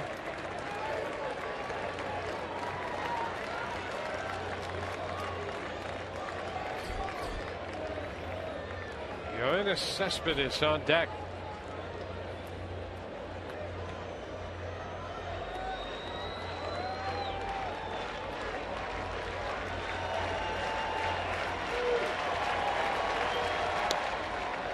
Ooh, pretty close right there. And the count is full. Take a look at this pitch. Well, I think Alex Cobb is thinking, what is wrong? And maybe any other hitter, maybe. David Ortiz gets the benefit of the doubt on the borderline fastball.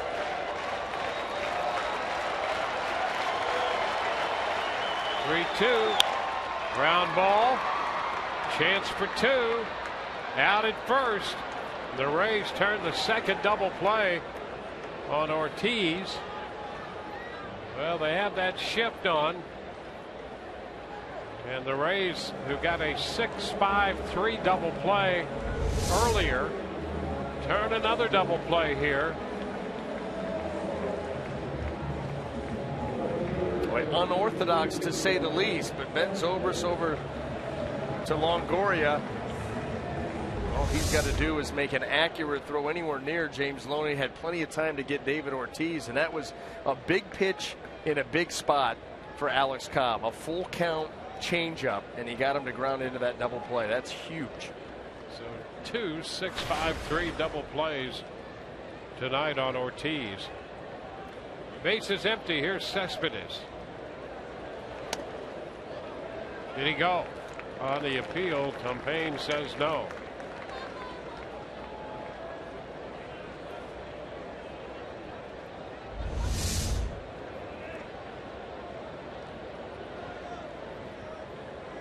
Cespedes reached on a 2-out infield single in the first and scored on Nava's double. Ground ball, and this is for Zobrist. Long throw is right on the money. We're through 6. It's still 1-0 Boston.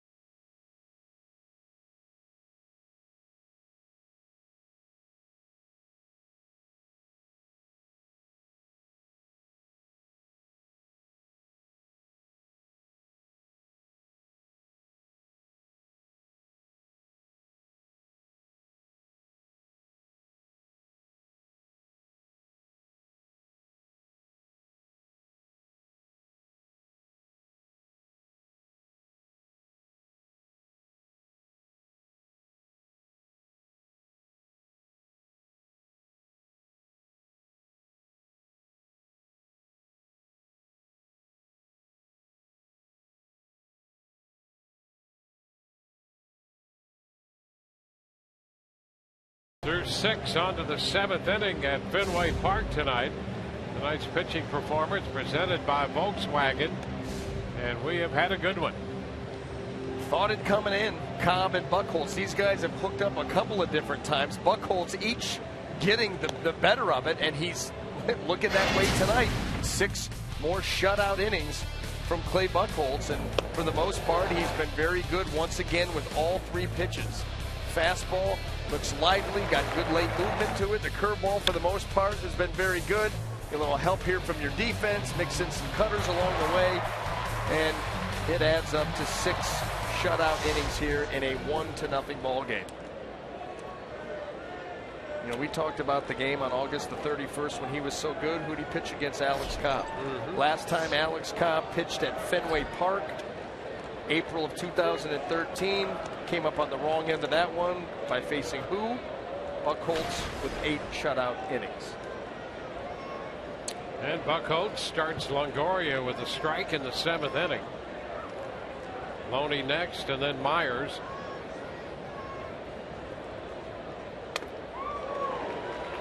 Two.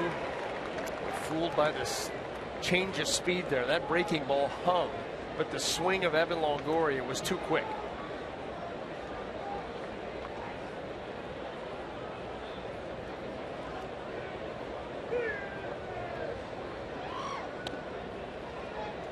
A ball and 2 strikes.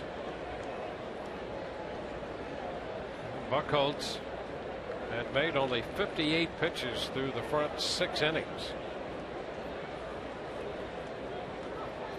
Got that efficiency thing down again too. It's 2-2 with Evan. Well, the one thing that Alex Cobb has done is pitch well enough to keep the Rays within 1 swing distance. And that could happen right here.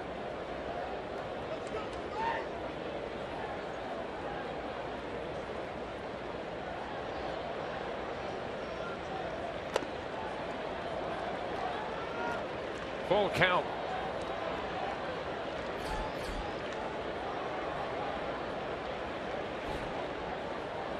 It's the 3rd 3-ball count of the night for Buchholz.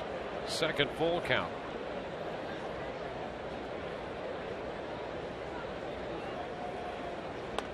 And he strikes out Longoria with a curveball, 3-2. So anxious to swing the bat. He fell behind early, was able to be patient enough to take some close pitches, and then it had enough. He's going to go after this, and that ball you could see well off the plate, down and away, and Evan not happy with himself. So Evan 1 out of 3 tonight. Now James Loney, who's 0 for 2.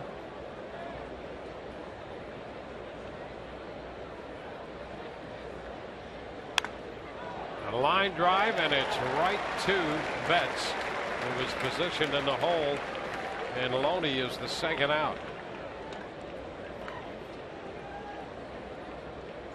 So a quick 2nd out on the first pitch, and now it's Will Myers. Best all-time earned run averages against the Rays, Mariano Rivera at 169. Pedro Martinez at 199, and coming into this game, Clay Buchholz 221. No runs so far tonight. 2 outs into the 7th. 1-0.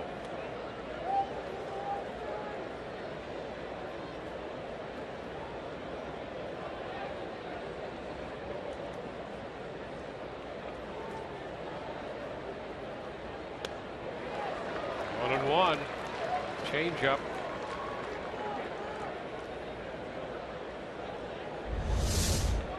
Don't see this very often from Buchholz, but here he comes. Right on right, and Will Myers way out in front.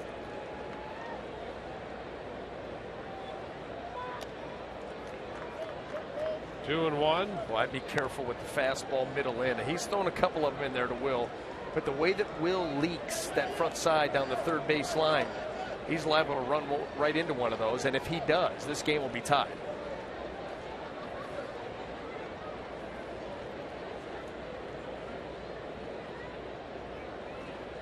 come right back in there. And a shot foul. Nice Hit play. hard on the ground, and it is a nice play down there. That ball was smoked. Just routine. Act like you've done it before. Good play.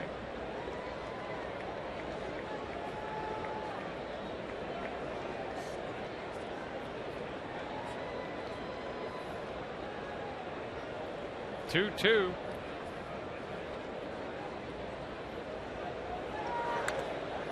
Off the end of the bat, foul.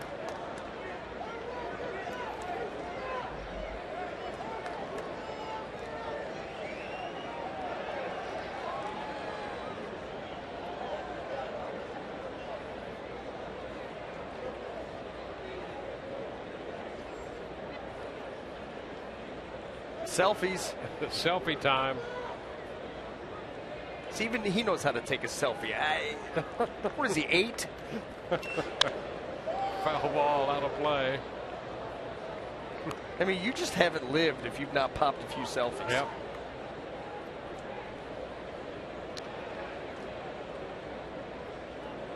Okay, let's see if he can do as good a job. See, he's a little bit older, Yeah. and therefore a little clunkier with the handling of that archaic cell phone. And here's old school.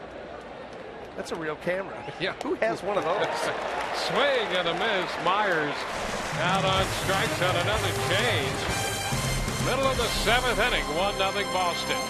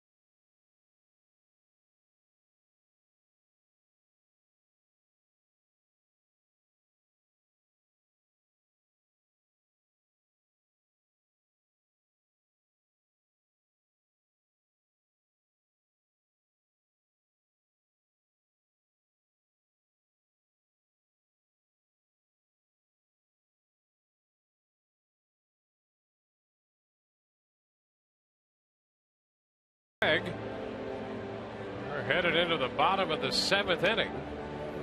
Red Sox a run on 4 hits. That run came with 2 outs in the 4th. The Rays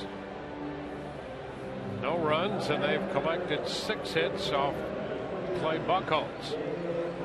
Temperature 67 degrees when we started play tonight.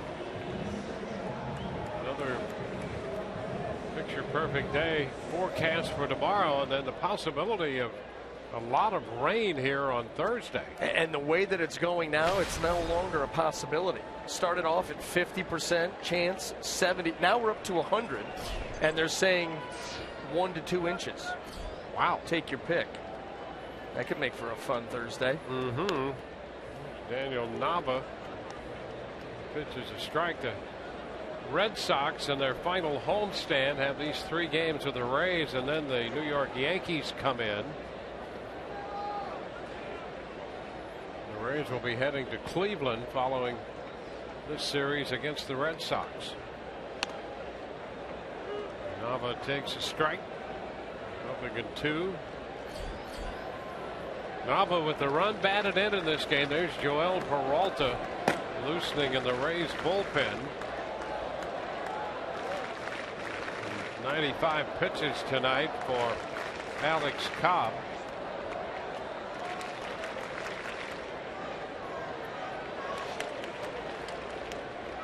It's 1-2.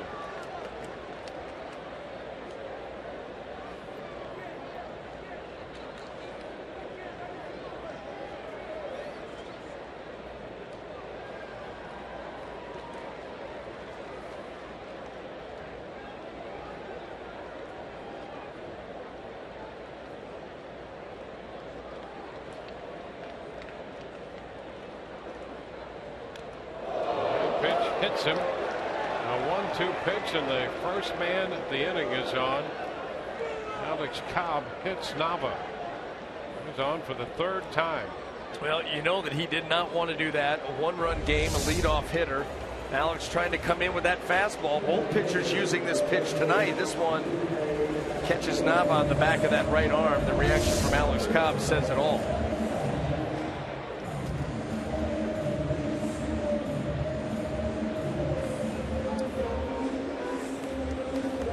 Man at first with nobody out.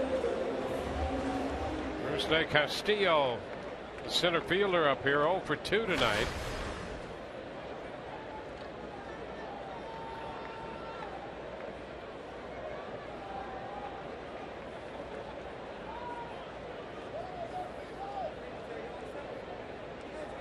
I've got Castillo on a ground ball to third on a fastball. There's a line drive to second. Caught by Franklin.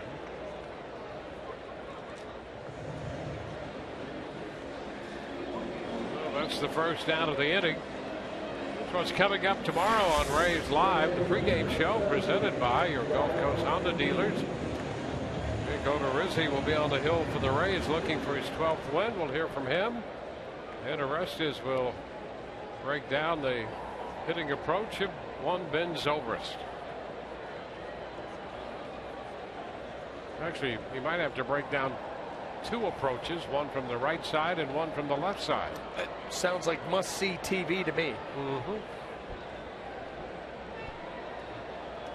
Cicchini taking the pitch outside. Aaron Cicchini is 0 for 2. Hit the ball to the warning track in right field. A long fly ball to right in the 5th. And a sinking line drive to right in the 2nd, and that's the play that Myers made the great play on. A couple of outstanding defensive plays by Will Myers in this game. 2-0 the count.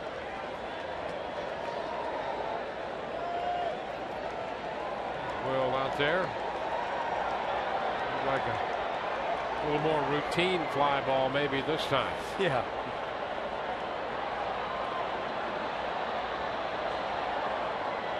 He's been up for the challenge, and he's actually saved Alex Cobb probably a couple extra runs. The liner in the right. That's going to fall in front of him for a base hit. And there will be men at first and second. It's not always the glove that gets it done. And I'm going to tell you something right now. That ball bounced back on Will Myers. And fortunately, he was quick with his throwing hand, or that ball could have gotten by him. This could have been disastrous. As this ball comes down, watch it, almost overruns it back, ends up barehanding that ball. It gets over top of that hand, and everybody's still running. And now a visit from the Rays pitching coach Jim Hickey, headed to the mound. 2 on, 1 out.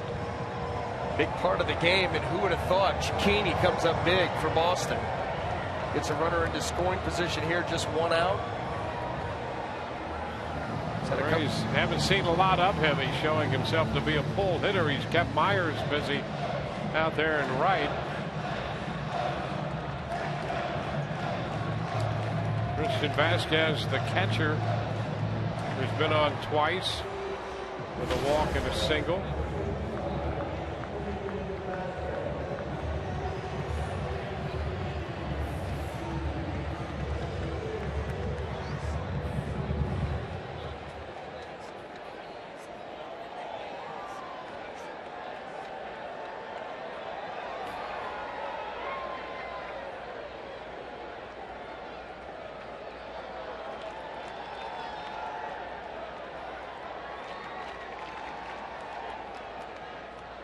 Vasquez back to the mound. Back to second, 1. First base, 2. Rays get the double play with Franklin in the middle. On to the 8th. 1-0 Boston.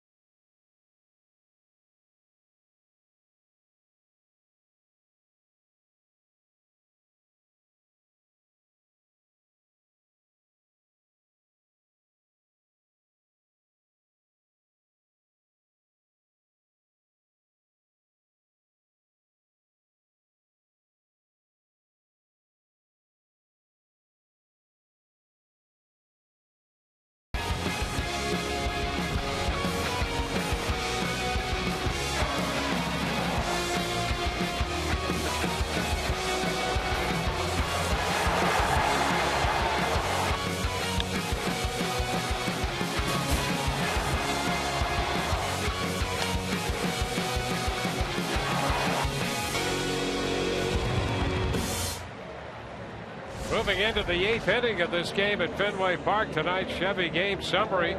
A run on 5 hits with an error charged to Boston. No runs, 6 hits for the Rays with an error. It's been Clay Buchholz against Alex Cobb, and Daniel Nava has the only run batted in tonight. That came on a double in the 4th inning, chasing home YOENIS Cespedes. 72 pitches so far tonight for Buchholz as we begin the 8th. And the first pitch to Nick Franklin is a ball, 1-0. Franklin 0 for 2. He lined to right his last time. 6 outs to go. Can this Rays offense figure out Clay Buchholz? They haven't been able to do that all season, and for a long time predating that. Yep, all last season, 2013. He's had 3 starts against them, and now has a streak of 29 innings since the beginning of 2013. Still hasn't given up an earned run.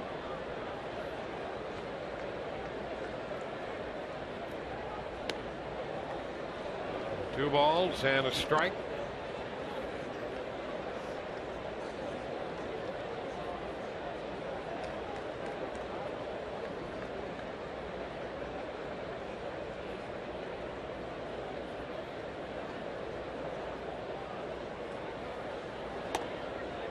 Inside now, 3-1. They had a 3-ball count on Longoria in the 7th that started. 3-2 struck him out on a curveball. Now he's behind Franklin, hitting from the left side. 3-1.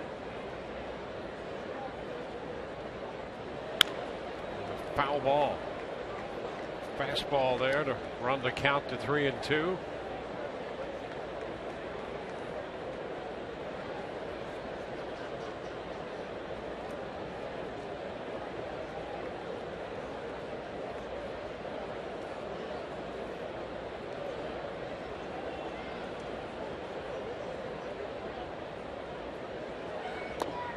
There's a walk. The Rays get the base runner aboard here to open the 8th inning. And boy, that's big news. First walk of the game given up by Buchholz. As we promised earlier, we have the AT&T fan photo of the game. Tweet your photo to #SunSportsFanPhoto. for a chance to be shown in an upcoming game broadcast brought to you by AT&T.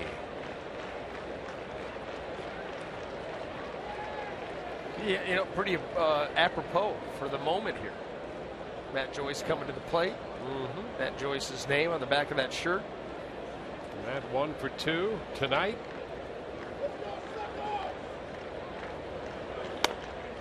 And there's a fastball trying to catch up. Strike one. Matt came into the game 7 of 28. Now 8 out of 30 in his career against Buchholz.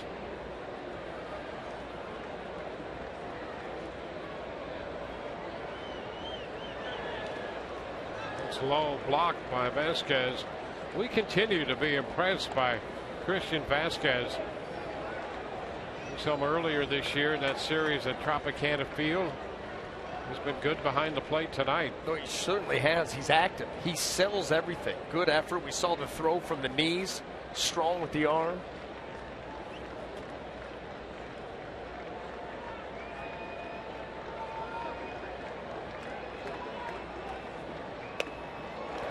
Joyce is out in front. How about that pitch?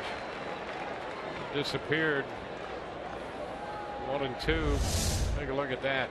Way out in front. Started to go with the changeup a little bit more here in the second half of the game. And after Matt was a little bit tardy on the fastball, now thinking I got to speed it up, got to get it going a little bit quicker. Now he falls victim to the changeup. Just a wonderful feel by Clay Buchholz to go to that pitch in that spot.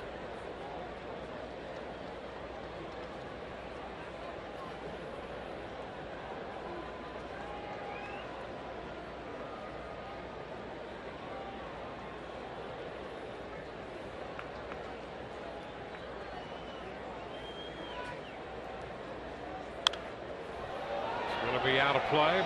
The count is still 1 and 2. Well, the Rays have had only 2 men in scoring position. Longoria was left on second base in the first, and Escobar, who was at second in the third and was thrown out of the plate for the second out. That's it so far. Cicchini now on the right side with a shift on between Betts and Nava.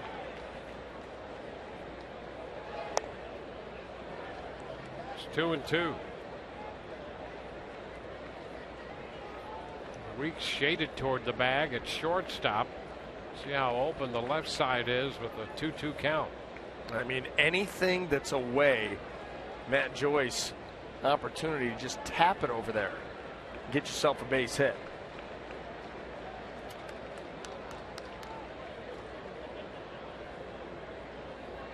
Check on Franklin. Nick back in. That's one thing that Clay Buchholz is pretty good at doing, and that's controlling the running game. He's given up just 6 stolen bases on the year in 10 attempts. Yeah, you don't run a lot on him.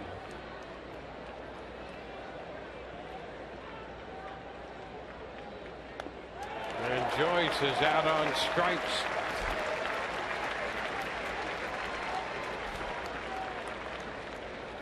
One away. Well, they're going to come in here, and Matt Joyce gets it started a little quick. Probably wishes that he hadn't. That ball was down and out of the strike zone.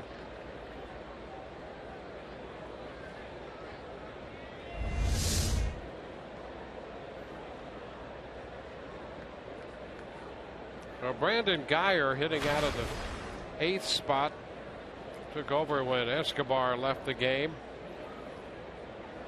With ZOBRIST moving in to play short. Guyer taking over in center.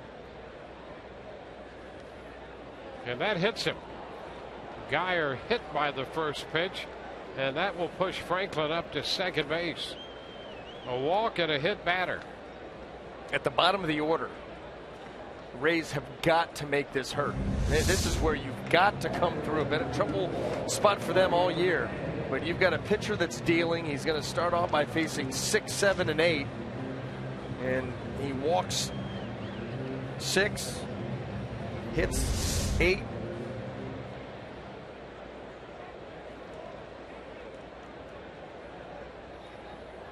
Here's Ryan Hannigan.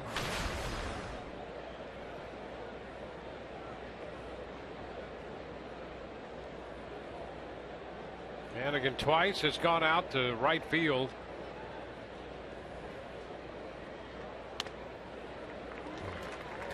Opening pitch in for a strike.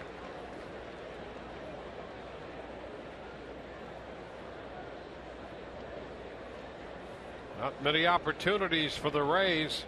They have one in the 8th with one away.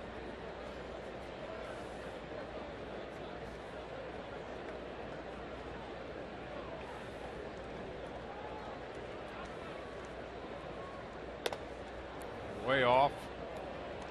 1-1.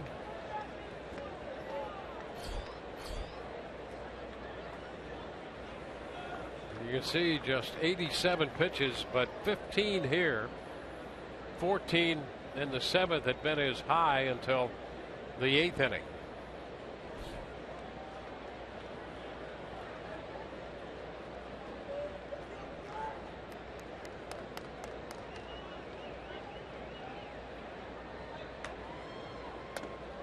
Comes back with a strike at the knees.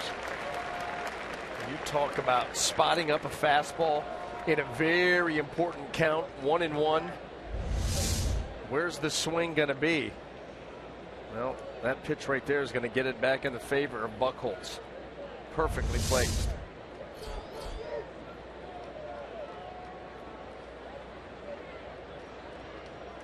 Tommy Lane, the left-hander. Tazawa, the righty. Yunichi Tazawa. Foul out of play, right side.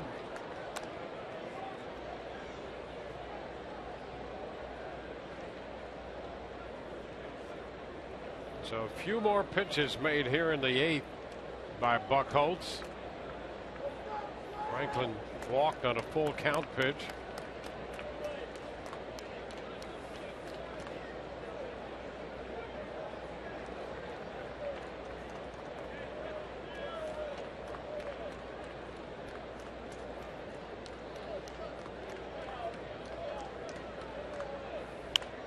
Popped it up. Buchholz making the call and the catch on the infield pop. Infield fly handled by the pitcher Buchholz, and Hannigan is retired. Good sequence of pitches there by Clay Buchholz to get to 2 outs now, but you're going to have to go up against Ben Zobrist. Got 2 hits in this ball game and has had some pretty good swings off Clay Buchholz. Celebrate that special occasion by purchasing a game-used lineup card, base, baseball, or autographed item from your favorite Rays player. These one-of-a-kind items can be purchased at raysbaseball.com/gameday. Well, here's Zobrist 2 for 3 on the night with 2 men on and 2 men out.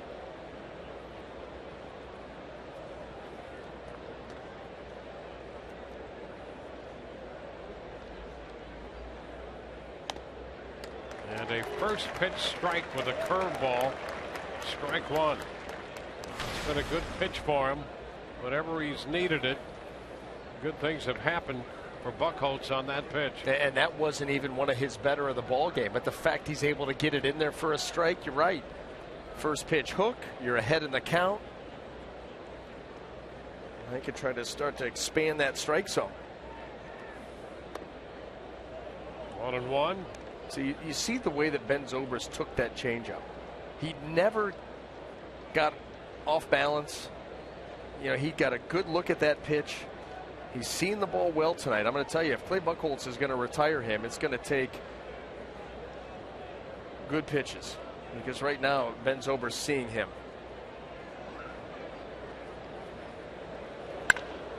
Fly ball back into left. Cespedes in front of the wall, can't make the catch. Franklin scores. Here comes Geyer in to score on the double by Zobrist. Rays take a 2-1 lead. Inning should have been over. YOENIS Cespedes misplayed that ball. It was hit well by Ben, but the bottom line is that that ball should have been caught and this inning should be over. Fastball down and away. Ben goes down and gets it, hits it hard. Cespedes floated back on that and kind of just never was aggressive. Little leap right here, and he just completely misplayed the whole thing from the beginning. So ZOBRIST gives the Rays the lead.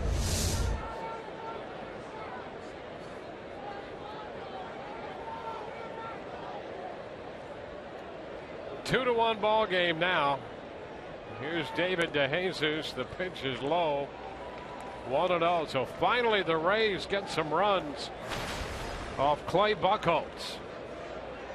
Self-inflicted wounds. 2 runs scored, a walk, and a hit batter.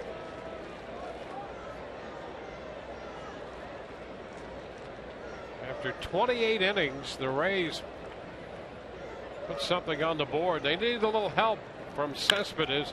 Ground ball up the middle. There's a base hit into center. Here comes ZOBRIST.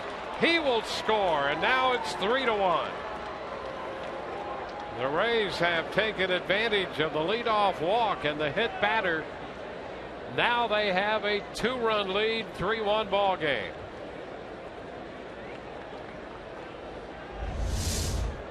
Well, David DeJesus has had a run of success off of Buchholz. That is his second hit of the ball game. Going to score Ben ZOBRIST. So you just go back. You go back to opening up the inning. Leadoff walk on a 3-2 count. A hit batter with 1 out, and the Rays have cashed in.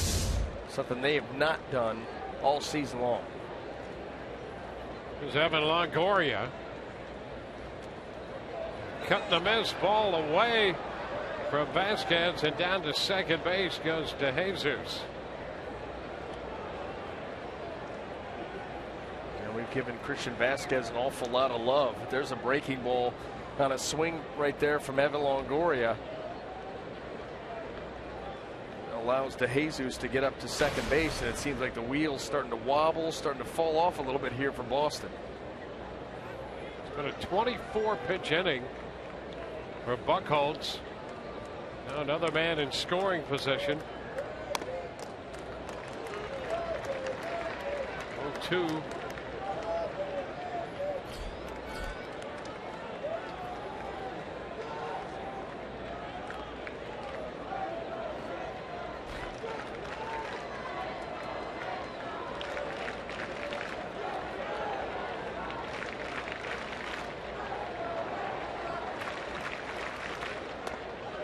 Pitch is down. Buchholz started this game at not allowed a run in his last 22 innings against the Rays, so 7+ tonight. So it's 29 innings plus. That streak was extended to until the Rays broke it here with 3 runs in the 8th. Up and in. 2-2.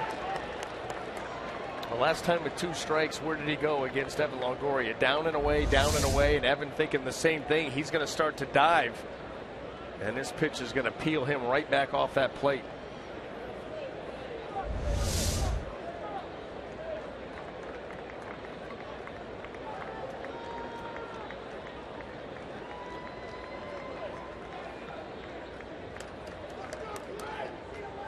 Two, and Longoria hit by the pitch on the hand. So now Longoria's hit.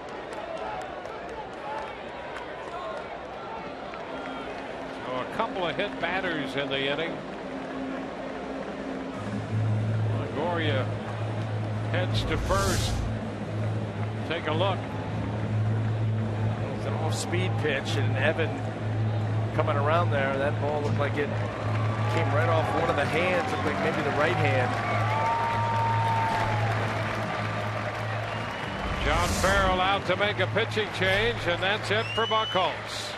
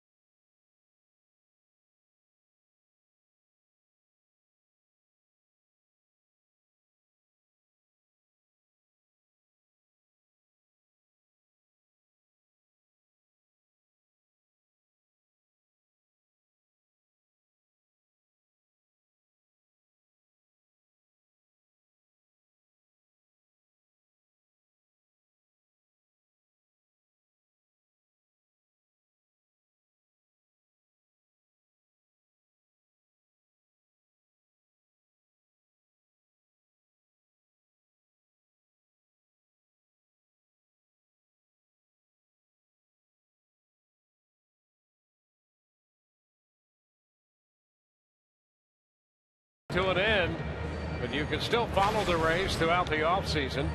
Catch the Rays on Facebook and Twitter, as well as Instagram and Pinterest. Get your Rays baseball fix year-round and a sneak peek at behind-the-scenes photos, videos, and more. Tommy Lane, the lefty, on in relief of Clay Buchholz. 28 pitches here in the 8th. He leaves with 2 men on. And the Rays have managed to score 3 times to take a 3-1 lead. Tommy Lane on for the 29th time. That ERA under 1. 0.95 in 19 innings of work. Opponents average 188. Looking to get that final elusive out here in the 8th inning. Rays have been able to bust out here and take a 2-run lead. Looking for more. Loney takes fastball wide. James 0 for 3 tonight. Line to the second baseman. Betts back in the 7th when Betts was positioned squarely between first and second. What normally is the hole. Now the ball gets away and both runners will move up. The Rays have DeJesus at third and Longoria at second. 2 men now in scoring position. Wild pitch charge to Lane. Well, down and away. It looked like a breaking ball. And he just spiked that into the ground. Gets away from Vasquez. And the Rays now with 2 runners in scoring position, with a hitter up there that can handle some left-handed pitching. Those 2 runs would be huge. Strike on the corner. 2-1.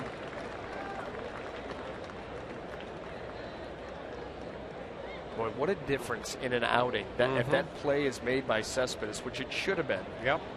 Out of that inning, still have a 1-0 lead.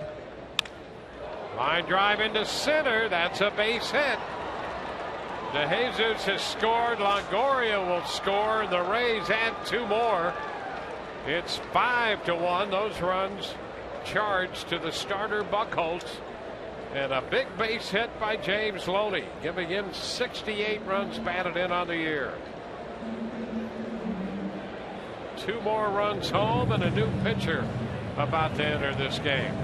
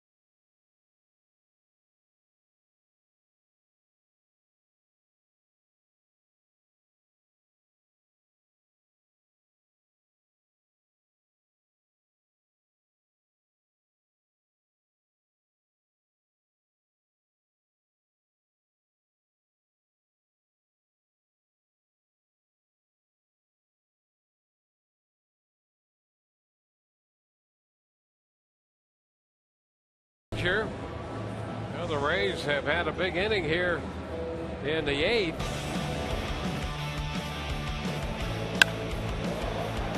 Well, there's that ball hit by ZOBRIST, and Cespedes had a tough time with it. DeJesus followed with a base hit, made it 3-1, and here's James Loney. driving in 2.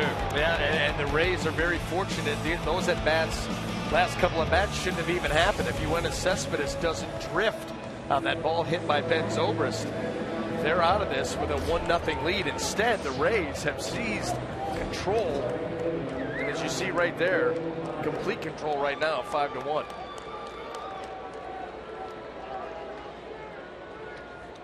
Junichi Tazawa, the new pitcher, to face Will Myers.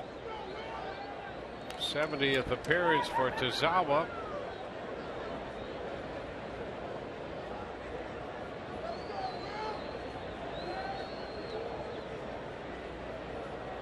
Myers 0 for 3 tonight. And he shoots one deep to left. Cespedes back, not quite on the track. He makes the catch. So the Rays send 9 to the plate. Have a big inning. They now lead 5-1.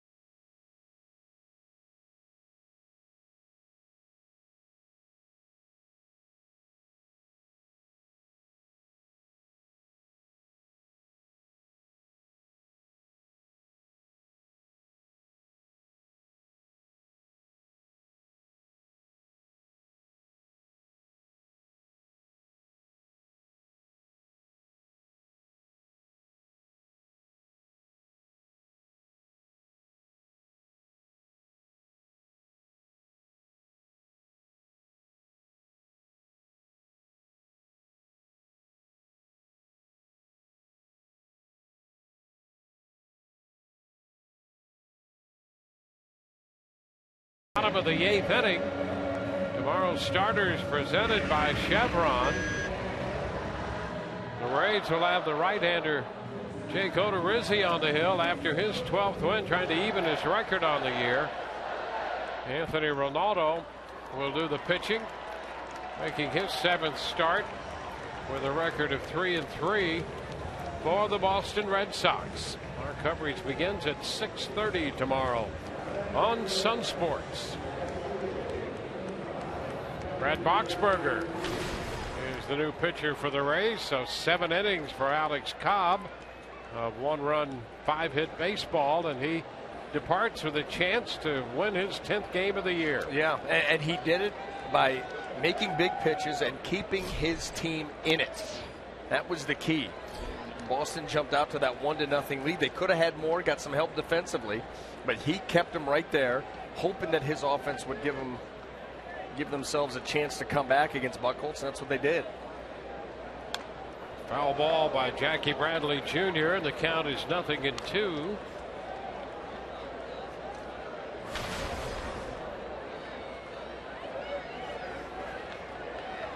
An 0-2 count.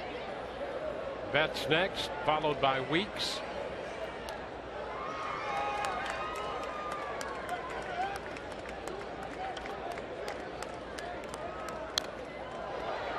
Foul ball straight back, holds the count at 2 strikes.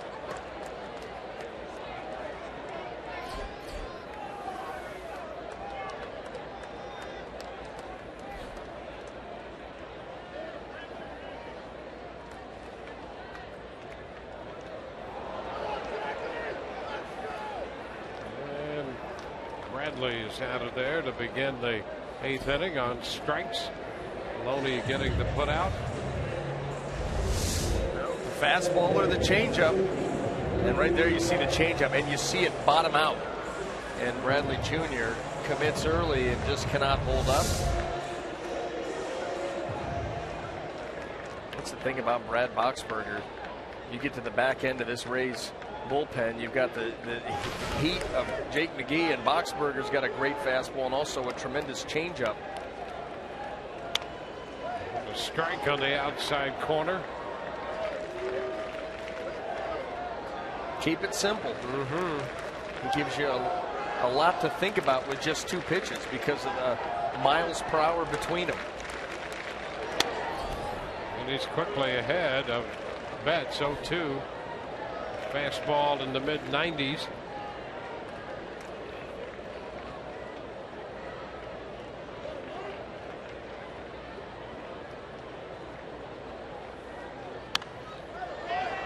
Swinging here, down 0-2, and a little late on the fastball.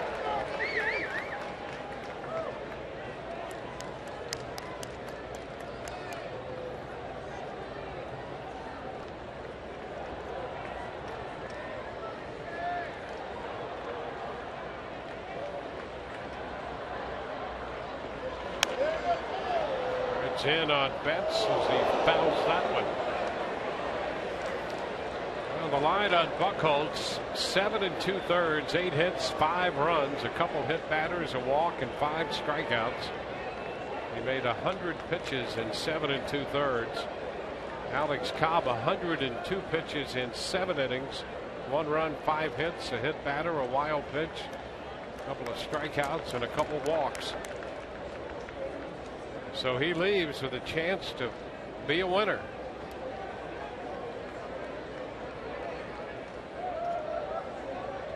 Three strikeouts for Cobb and 2 walks, 1 run, 5 hits, and a foul ball. That one fouled off Hannigan. Count remains 1-2.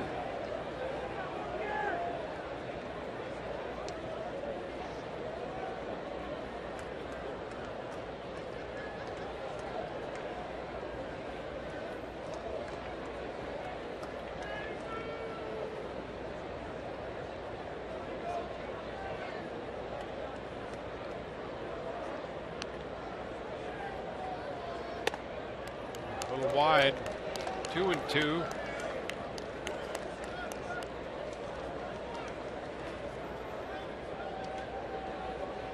Weeks on deck.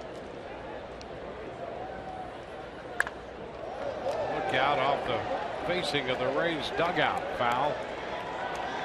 Saturday, MLB returns to Fox for Derek Jeter's final weekend series as the Yankees take on David Ortiz and the rival Red Sox. Well, Andrew McCutchen and the Pirates try to hang on to the final NL wildcard spot against the Reds on Fox Sports 1. It all starts at 12:30 p.m. Eastern on Fox, 1 p.m. Eastern on Fox Sports 1, streaming live on Fox Sports Go. Betts extends the at-bat with another foul ball. And there's 2-2 count. 9 pitches in.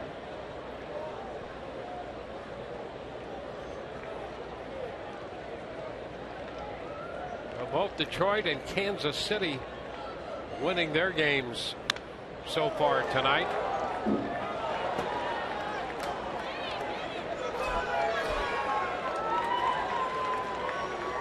The Royals have a 7-1 lead on Cleveland in the top of the 9th inning, and the Tigers in the top of the 9th in Detroit leading the White Sox 3-0.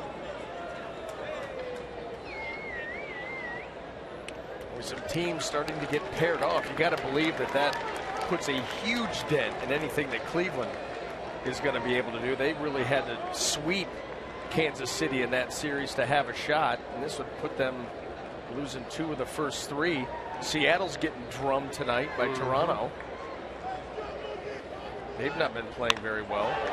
This one drilled into the corner. It will one-hop the wall. Joyce makes the pickup, and Betts is on his way to second with a double on the 12th pitch of the at-bat. Betts doubles into the corner. And that was after falling behind 0-2. first 2 pitches, boom, you're automatically in a tough count, the worst count. And you could see Mookie Betts, as that at-bat continued to go on, he got more and more comfortable with the fastball and the changeup before ripping that ball down into the corner. That was a very impressive at-bat by the youngster. Yeah, we saw a lot of good things out of Betts in that series at Tropicana Field. Impressive there to battle for that 2-base hit. Here's Jamal Weeks. And this one skips past Hannigan. Over to third goes Betts. So a wild pitch. Boy, just yanked badly. Nowhere near and no chance for Hannigan. Yeah, we talked about an awful lot about, actually not an awful lot, but we talked about the Boston struggles of some of their youngsters early in the season, Jackie Bradley Jr. being one of them in center field. How about the emergence of some young players? Mookie Betts, Brock Holt, who's from earlier in the year. They've had some guys kind of come to the forefront, state their case. Strike to Weeks.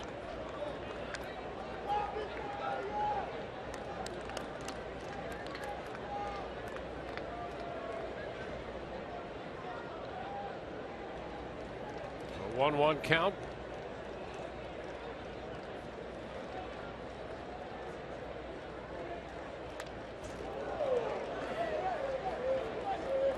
One and two.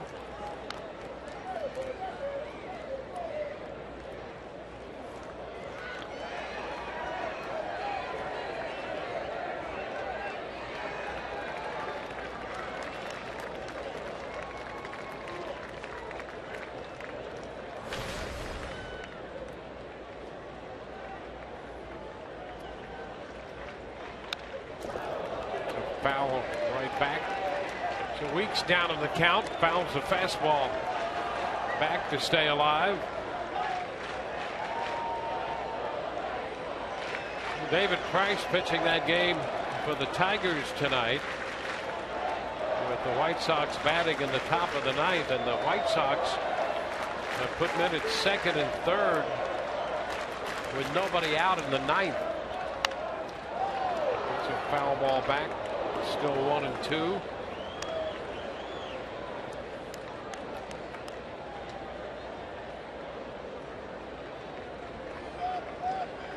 Keep an eye on that game.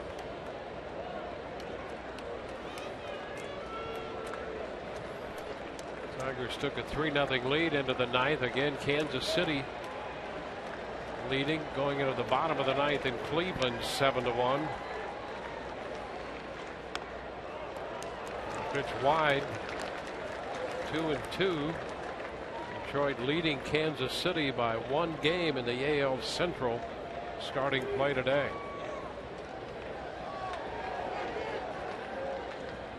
Sprint to the finish. You talk about baseball being a marathon. No longer. It's a foul the other way. Out of play. So an extended at bat by Weeks here. These Boston hitters not making it easy on Boxberger. 7 pitches to Weeks after the 12th pitch at bat to Betts. We got Bradley on 4 pitches, struck him out. A couple of extended at bats here. David Ortiz is on deck. Brad Balfour's busy in the Rays bullpen right now.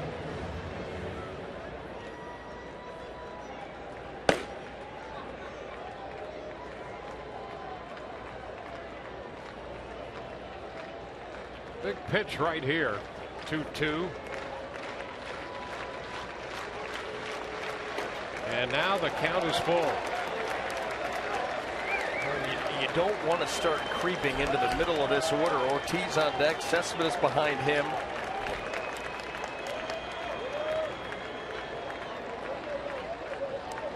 A big hit by James Loney to extend that lead for the Rays and get that out to 4. 3-2, pops him up, but it's going to carry out of play. Boy, Hannigan back there, but back on the screen, and the count full. A 12 pitch at bat to Betts, and the next pitch to Weeks will be his 10th. Well, that's a ton of work for Boxberger to have gotten just one out and one runner on base. Yeah, he's 25 pitches in. Yeah. And Joe Madden and Jim Hickey, they monitor the pitch counts of these relievers, effectiveness. 3-2. Fly ball into left. Joyce will make the catch. The tag at third. Betts heads to the plate and beats the throw. That'll make it 5-2. You'll trade that out for that run. Yep. To not have a big inning, get to 2 outs, go ahead, score that run. You're still up by 3. Retire the next hitter and at least have a 3-run lead going into the bottom of the 9th. So a 12 pitch at bat followed by a 10 pitch at bat. 26 pitches made for Boxberger. And David Ortiz will bat with the bases empty. 2 gone.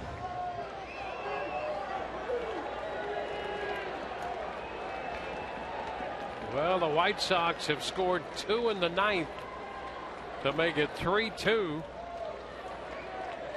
Abisail Garcia got a hit to drive in 2. And that's it for David Price. So they have, White Sox have a runner at first with 1 out in the 9th, down by a run.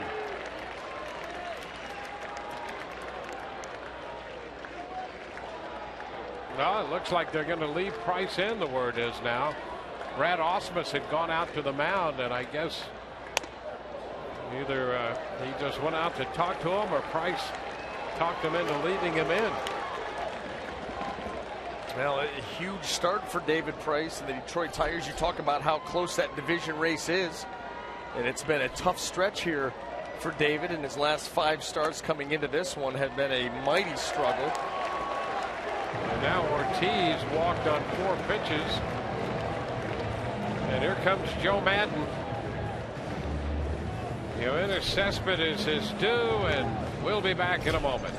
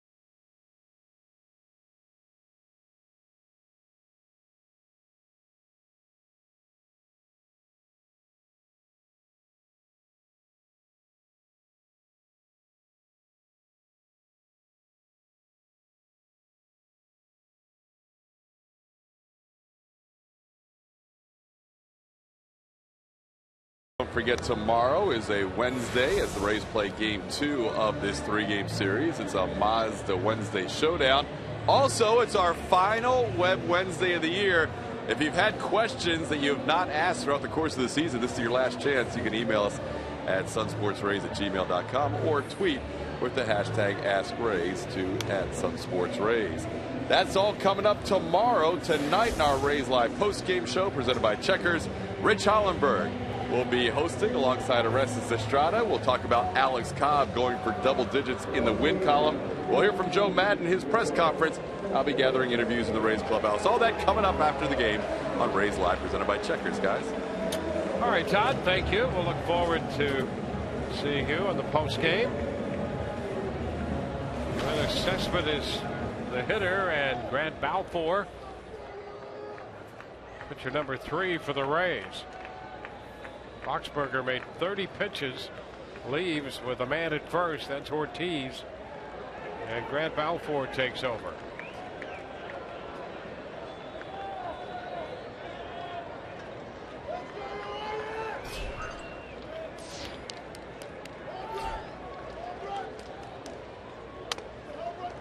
It's a strike on the outside corner.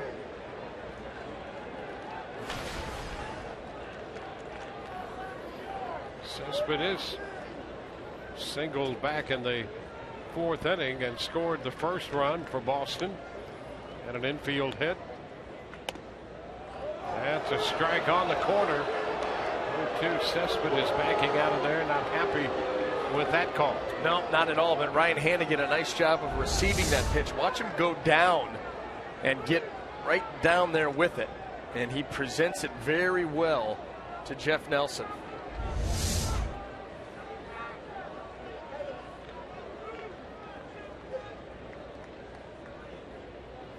Two count.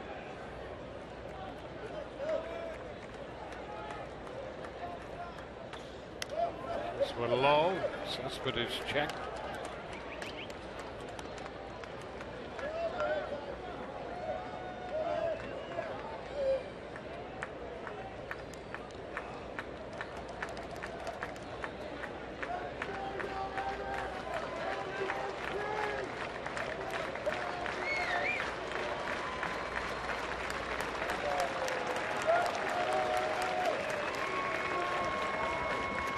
Strike 3 call.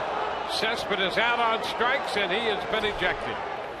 Cespedes snapping at Jeff Nelson after that strike 3 call, and he's out of there. Take a look at that strikeout pitch.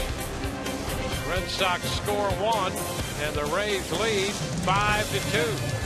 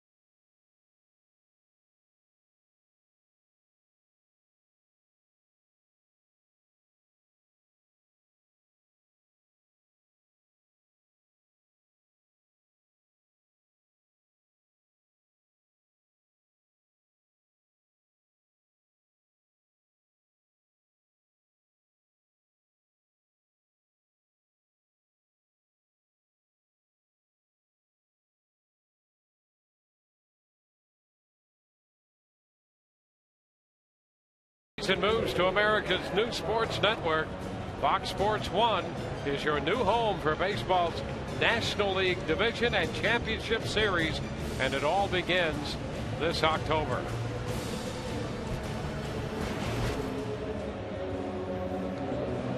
Well, a new left fielder with the ejection of Cespedes. Bryce Prince is out there in left. And a new pitcher, Matt Barnes, the right-hander, and he becomes the 4th pitcher of the night for Boston. Just his 4th appearance. Does have 6 innings of work, 5 strikeouts, 1 walk.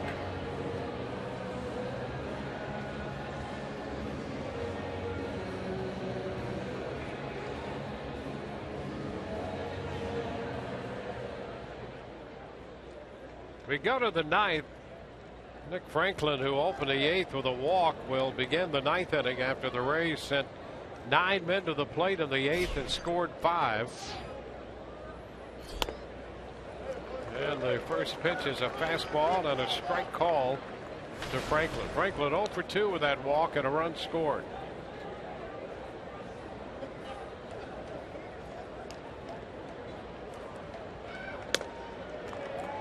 There's a strike, 0-2. 35,566 here tonight. Jake McGee loosens in the Rays bullpen.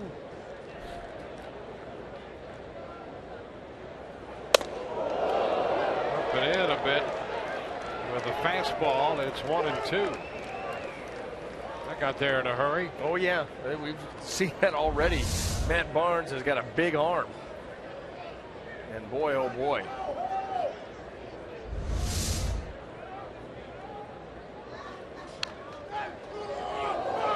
Pitch foul. It's a hard breaking pitch in there.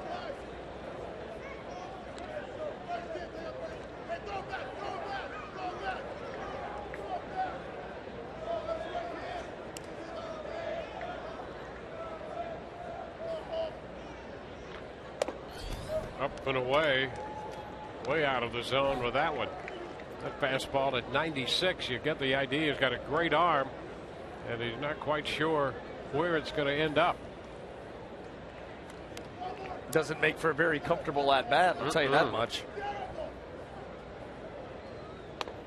And strike 3, curveball, and Franklin gave up on that pitch and suddenly had some break to it. And let's take a look. Right out there, Fox Tracks has this one off the plate, but Jeff Nelson, that liberal strike zone with left-handed hitters. And the fact that the 8th inning took about an hour. Well, Nelson moving it along here as Matt Joyce steps in and takes one wide.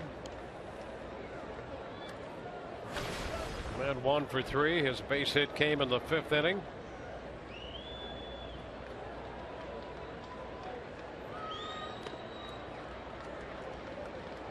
Two and 0. Rays trying to win the season series from Boston, and they needed at least a win coming into this series to do that. They are 9-7 against them. It's a strike, 2-1.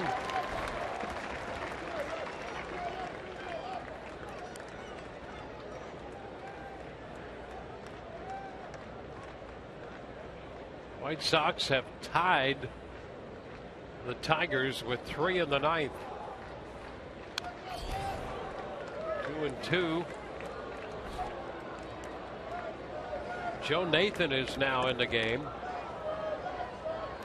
And the White Sox have runners at 1st and 3rd with 2 outs. Wow. Wow. You go into the 9th inning of that game going for a shutout with a 3-run lead. You come out, it's tied, and White Sox have a chance to take the lead here. Wow, what a turn of events.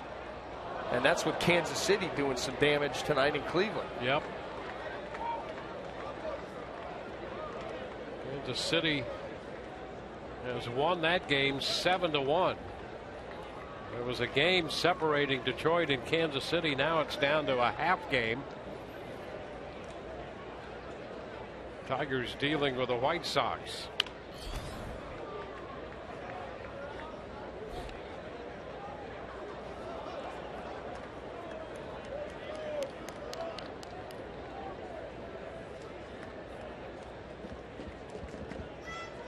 Two the count to Matt Joyce.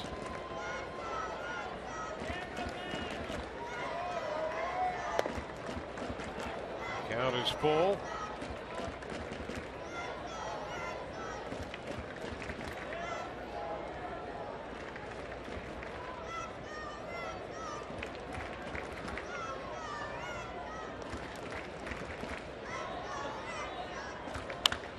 There's a long one.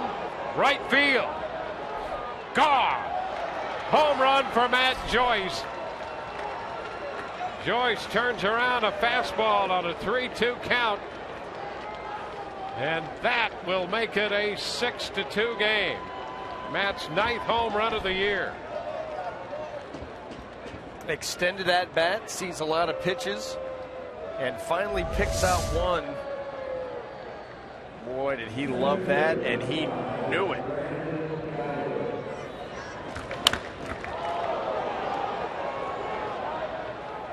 I'll tell you, when you pop one out here to right field and know it, you got a hold of it. Unless it's right down that line. Cut and a miss by Geyer on a fastball. That's a strike. So Matt Joyce has connected tonight. Turned around a high velocity fastball. Geyer goes into right. Bradley's there though, and he'll make the catch. 2 gone. When the Rays score 6 runs, you score 50% off online orders the next day at papajohns.com. Promo code Rays6, and the Rays on the home run by Matt Joyce have 6 runs tonight.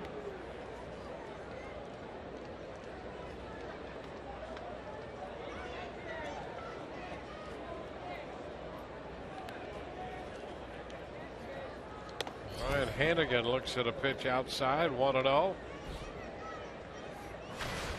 So the Red Sox scored the run in the bottom of the 8th, and the Rays get that one right back to again build a 4-run lead. There's a strike to Hannigan. 1-1.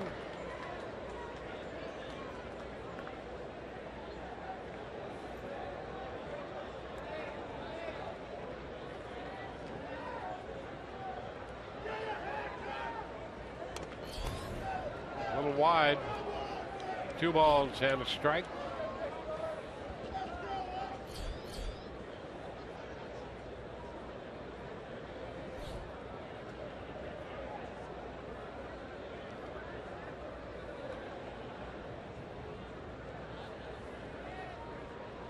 Top half of the 9th at Fenway. High popper, shallow center. Betts out there from second.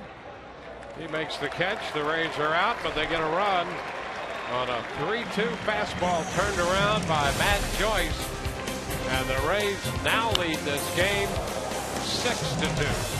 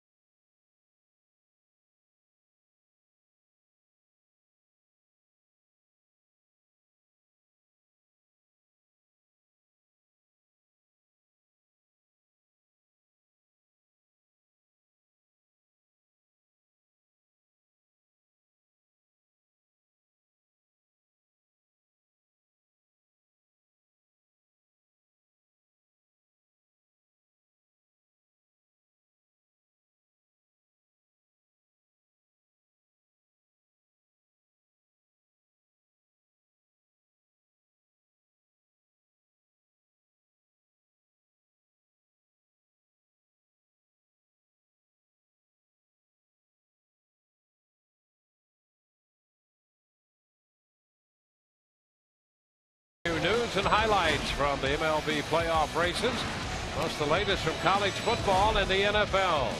Watch Fox Sports Live on Fox Sports 1 and streaming live on Fox Sports Go.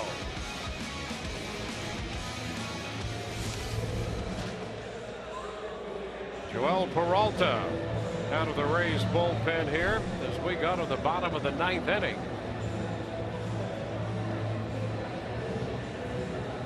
Peralta making his 67th appearance. Comes in 3 and 4 with a .430 earned run average.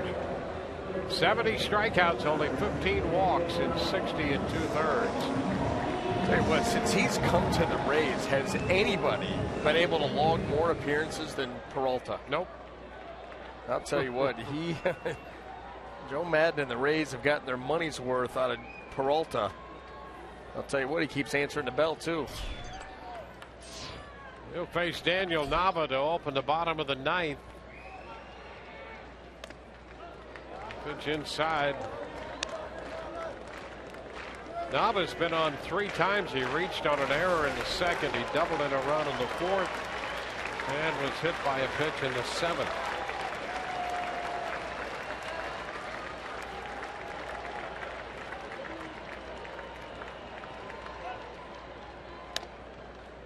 That's a strike. It's 1-1.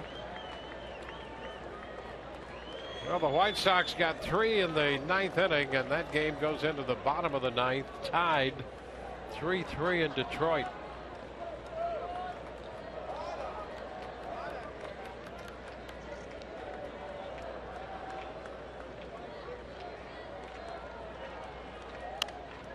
Foul back, 1-2.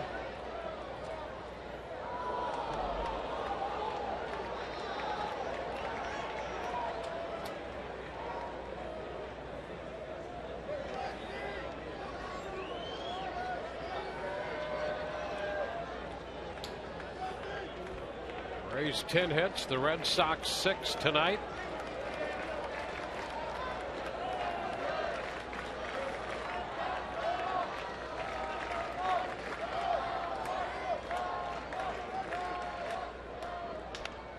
And that is a strike. Nava thought he held up, but he's out on strikes. Tries to hold up on that ball down near the dirt and was not able to.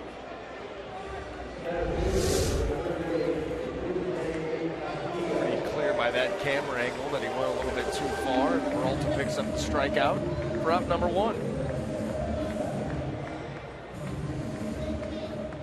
Here's Castillo.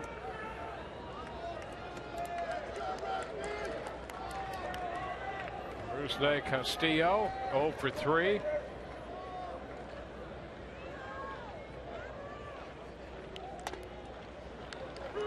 Takes a strike. It's grounded to 3rd, struck out, line to 2nd. Alex Cobb struck him out with a changeup back in the 4th inning.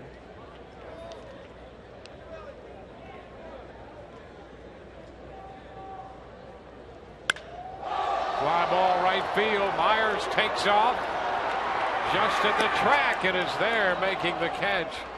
Castillo hit it a long way to the opposite field and is the 2nd out in the bottom of the 9th.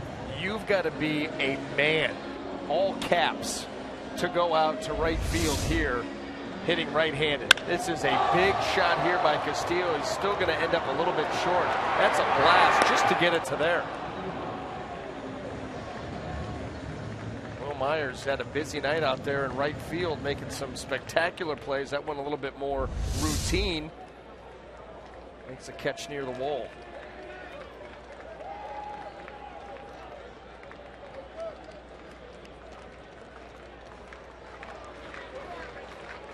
Two outs, bases empty. Here, take a look at a couple of those catches here by Will. Well, this saves an extra base hit and a run. A diving grab right there. Well, this is the other one too. Had to run a long way for that over the shoulder. Kept both feet in bounds. Well, there's a strike to Cecchini. Garen Cecchini with a 1-1 count. That's who he victimized on that line drive. Yeah, then went back to the track in the 5th inning and made another catch on him. Well, he's covered some ground out there and made the great catch on Bradley. Ran that one down off the bat of Castillo just now. Ooh, way out in front. It's 1-2. You know, that's a pitch for Peralta that has been inconsistent this year. And that's that changeup, that split that he goes to. That was a good one there. And that's always been an important pitch for Peralta in putting hitters away.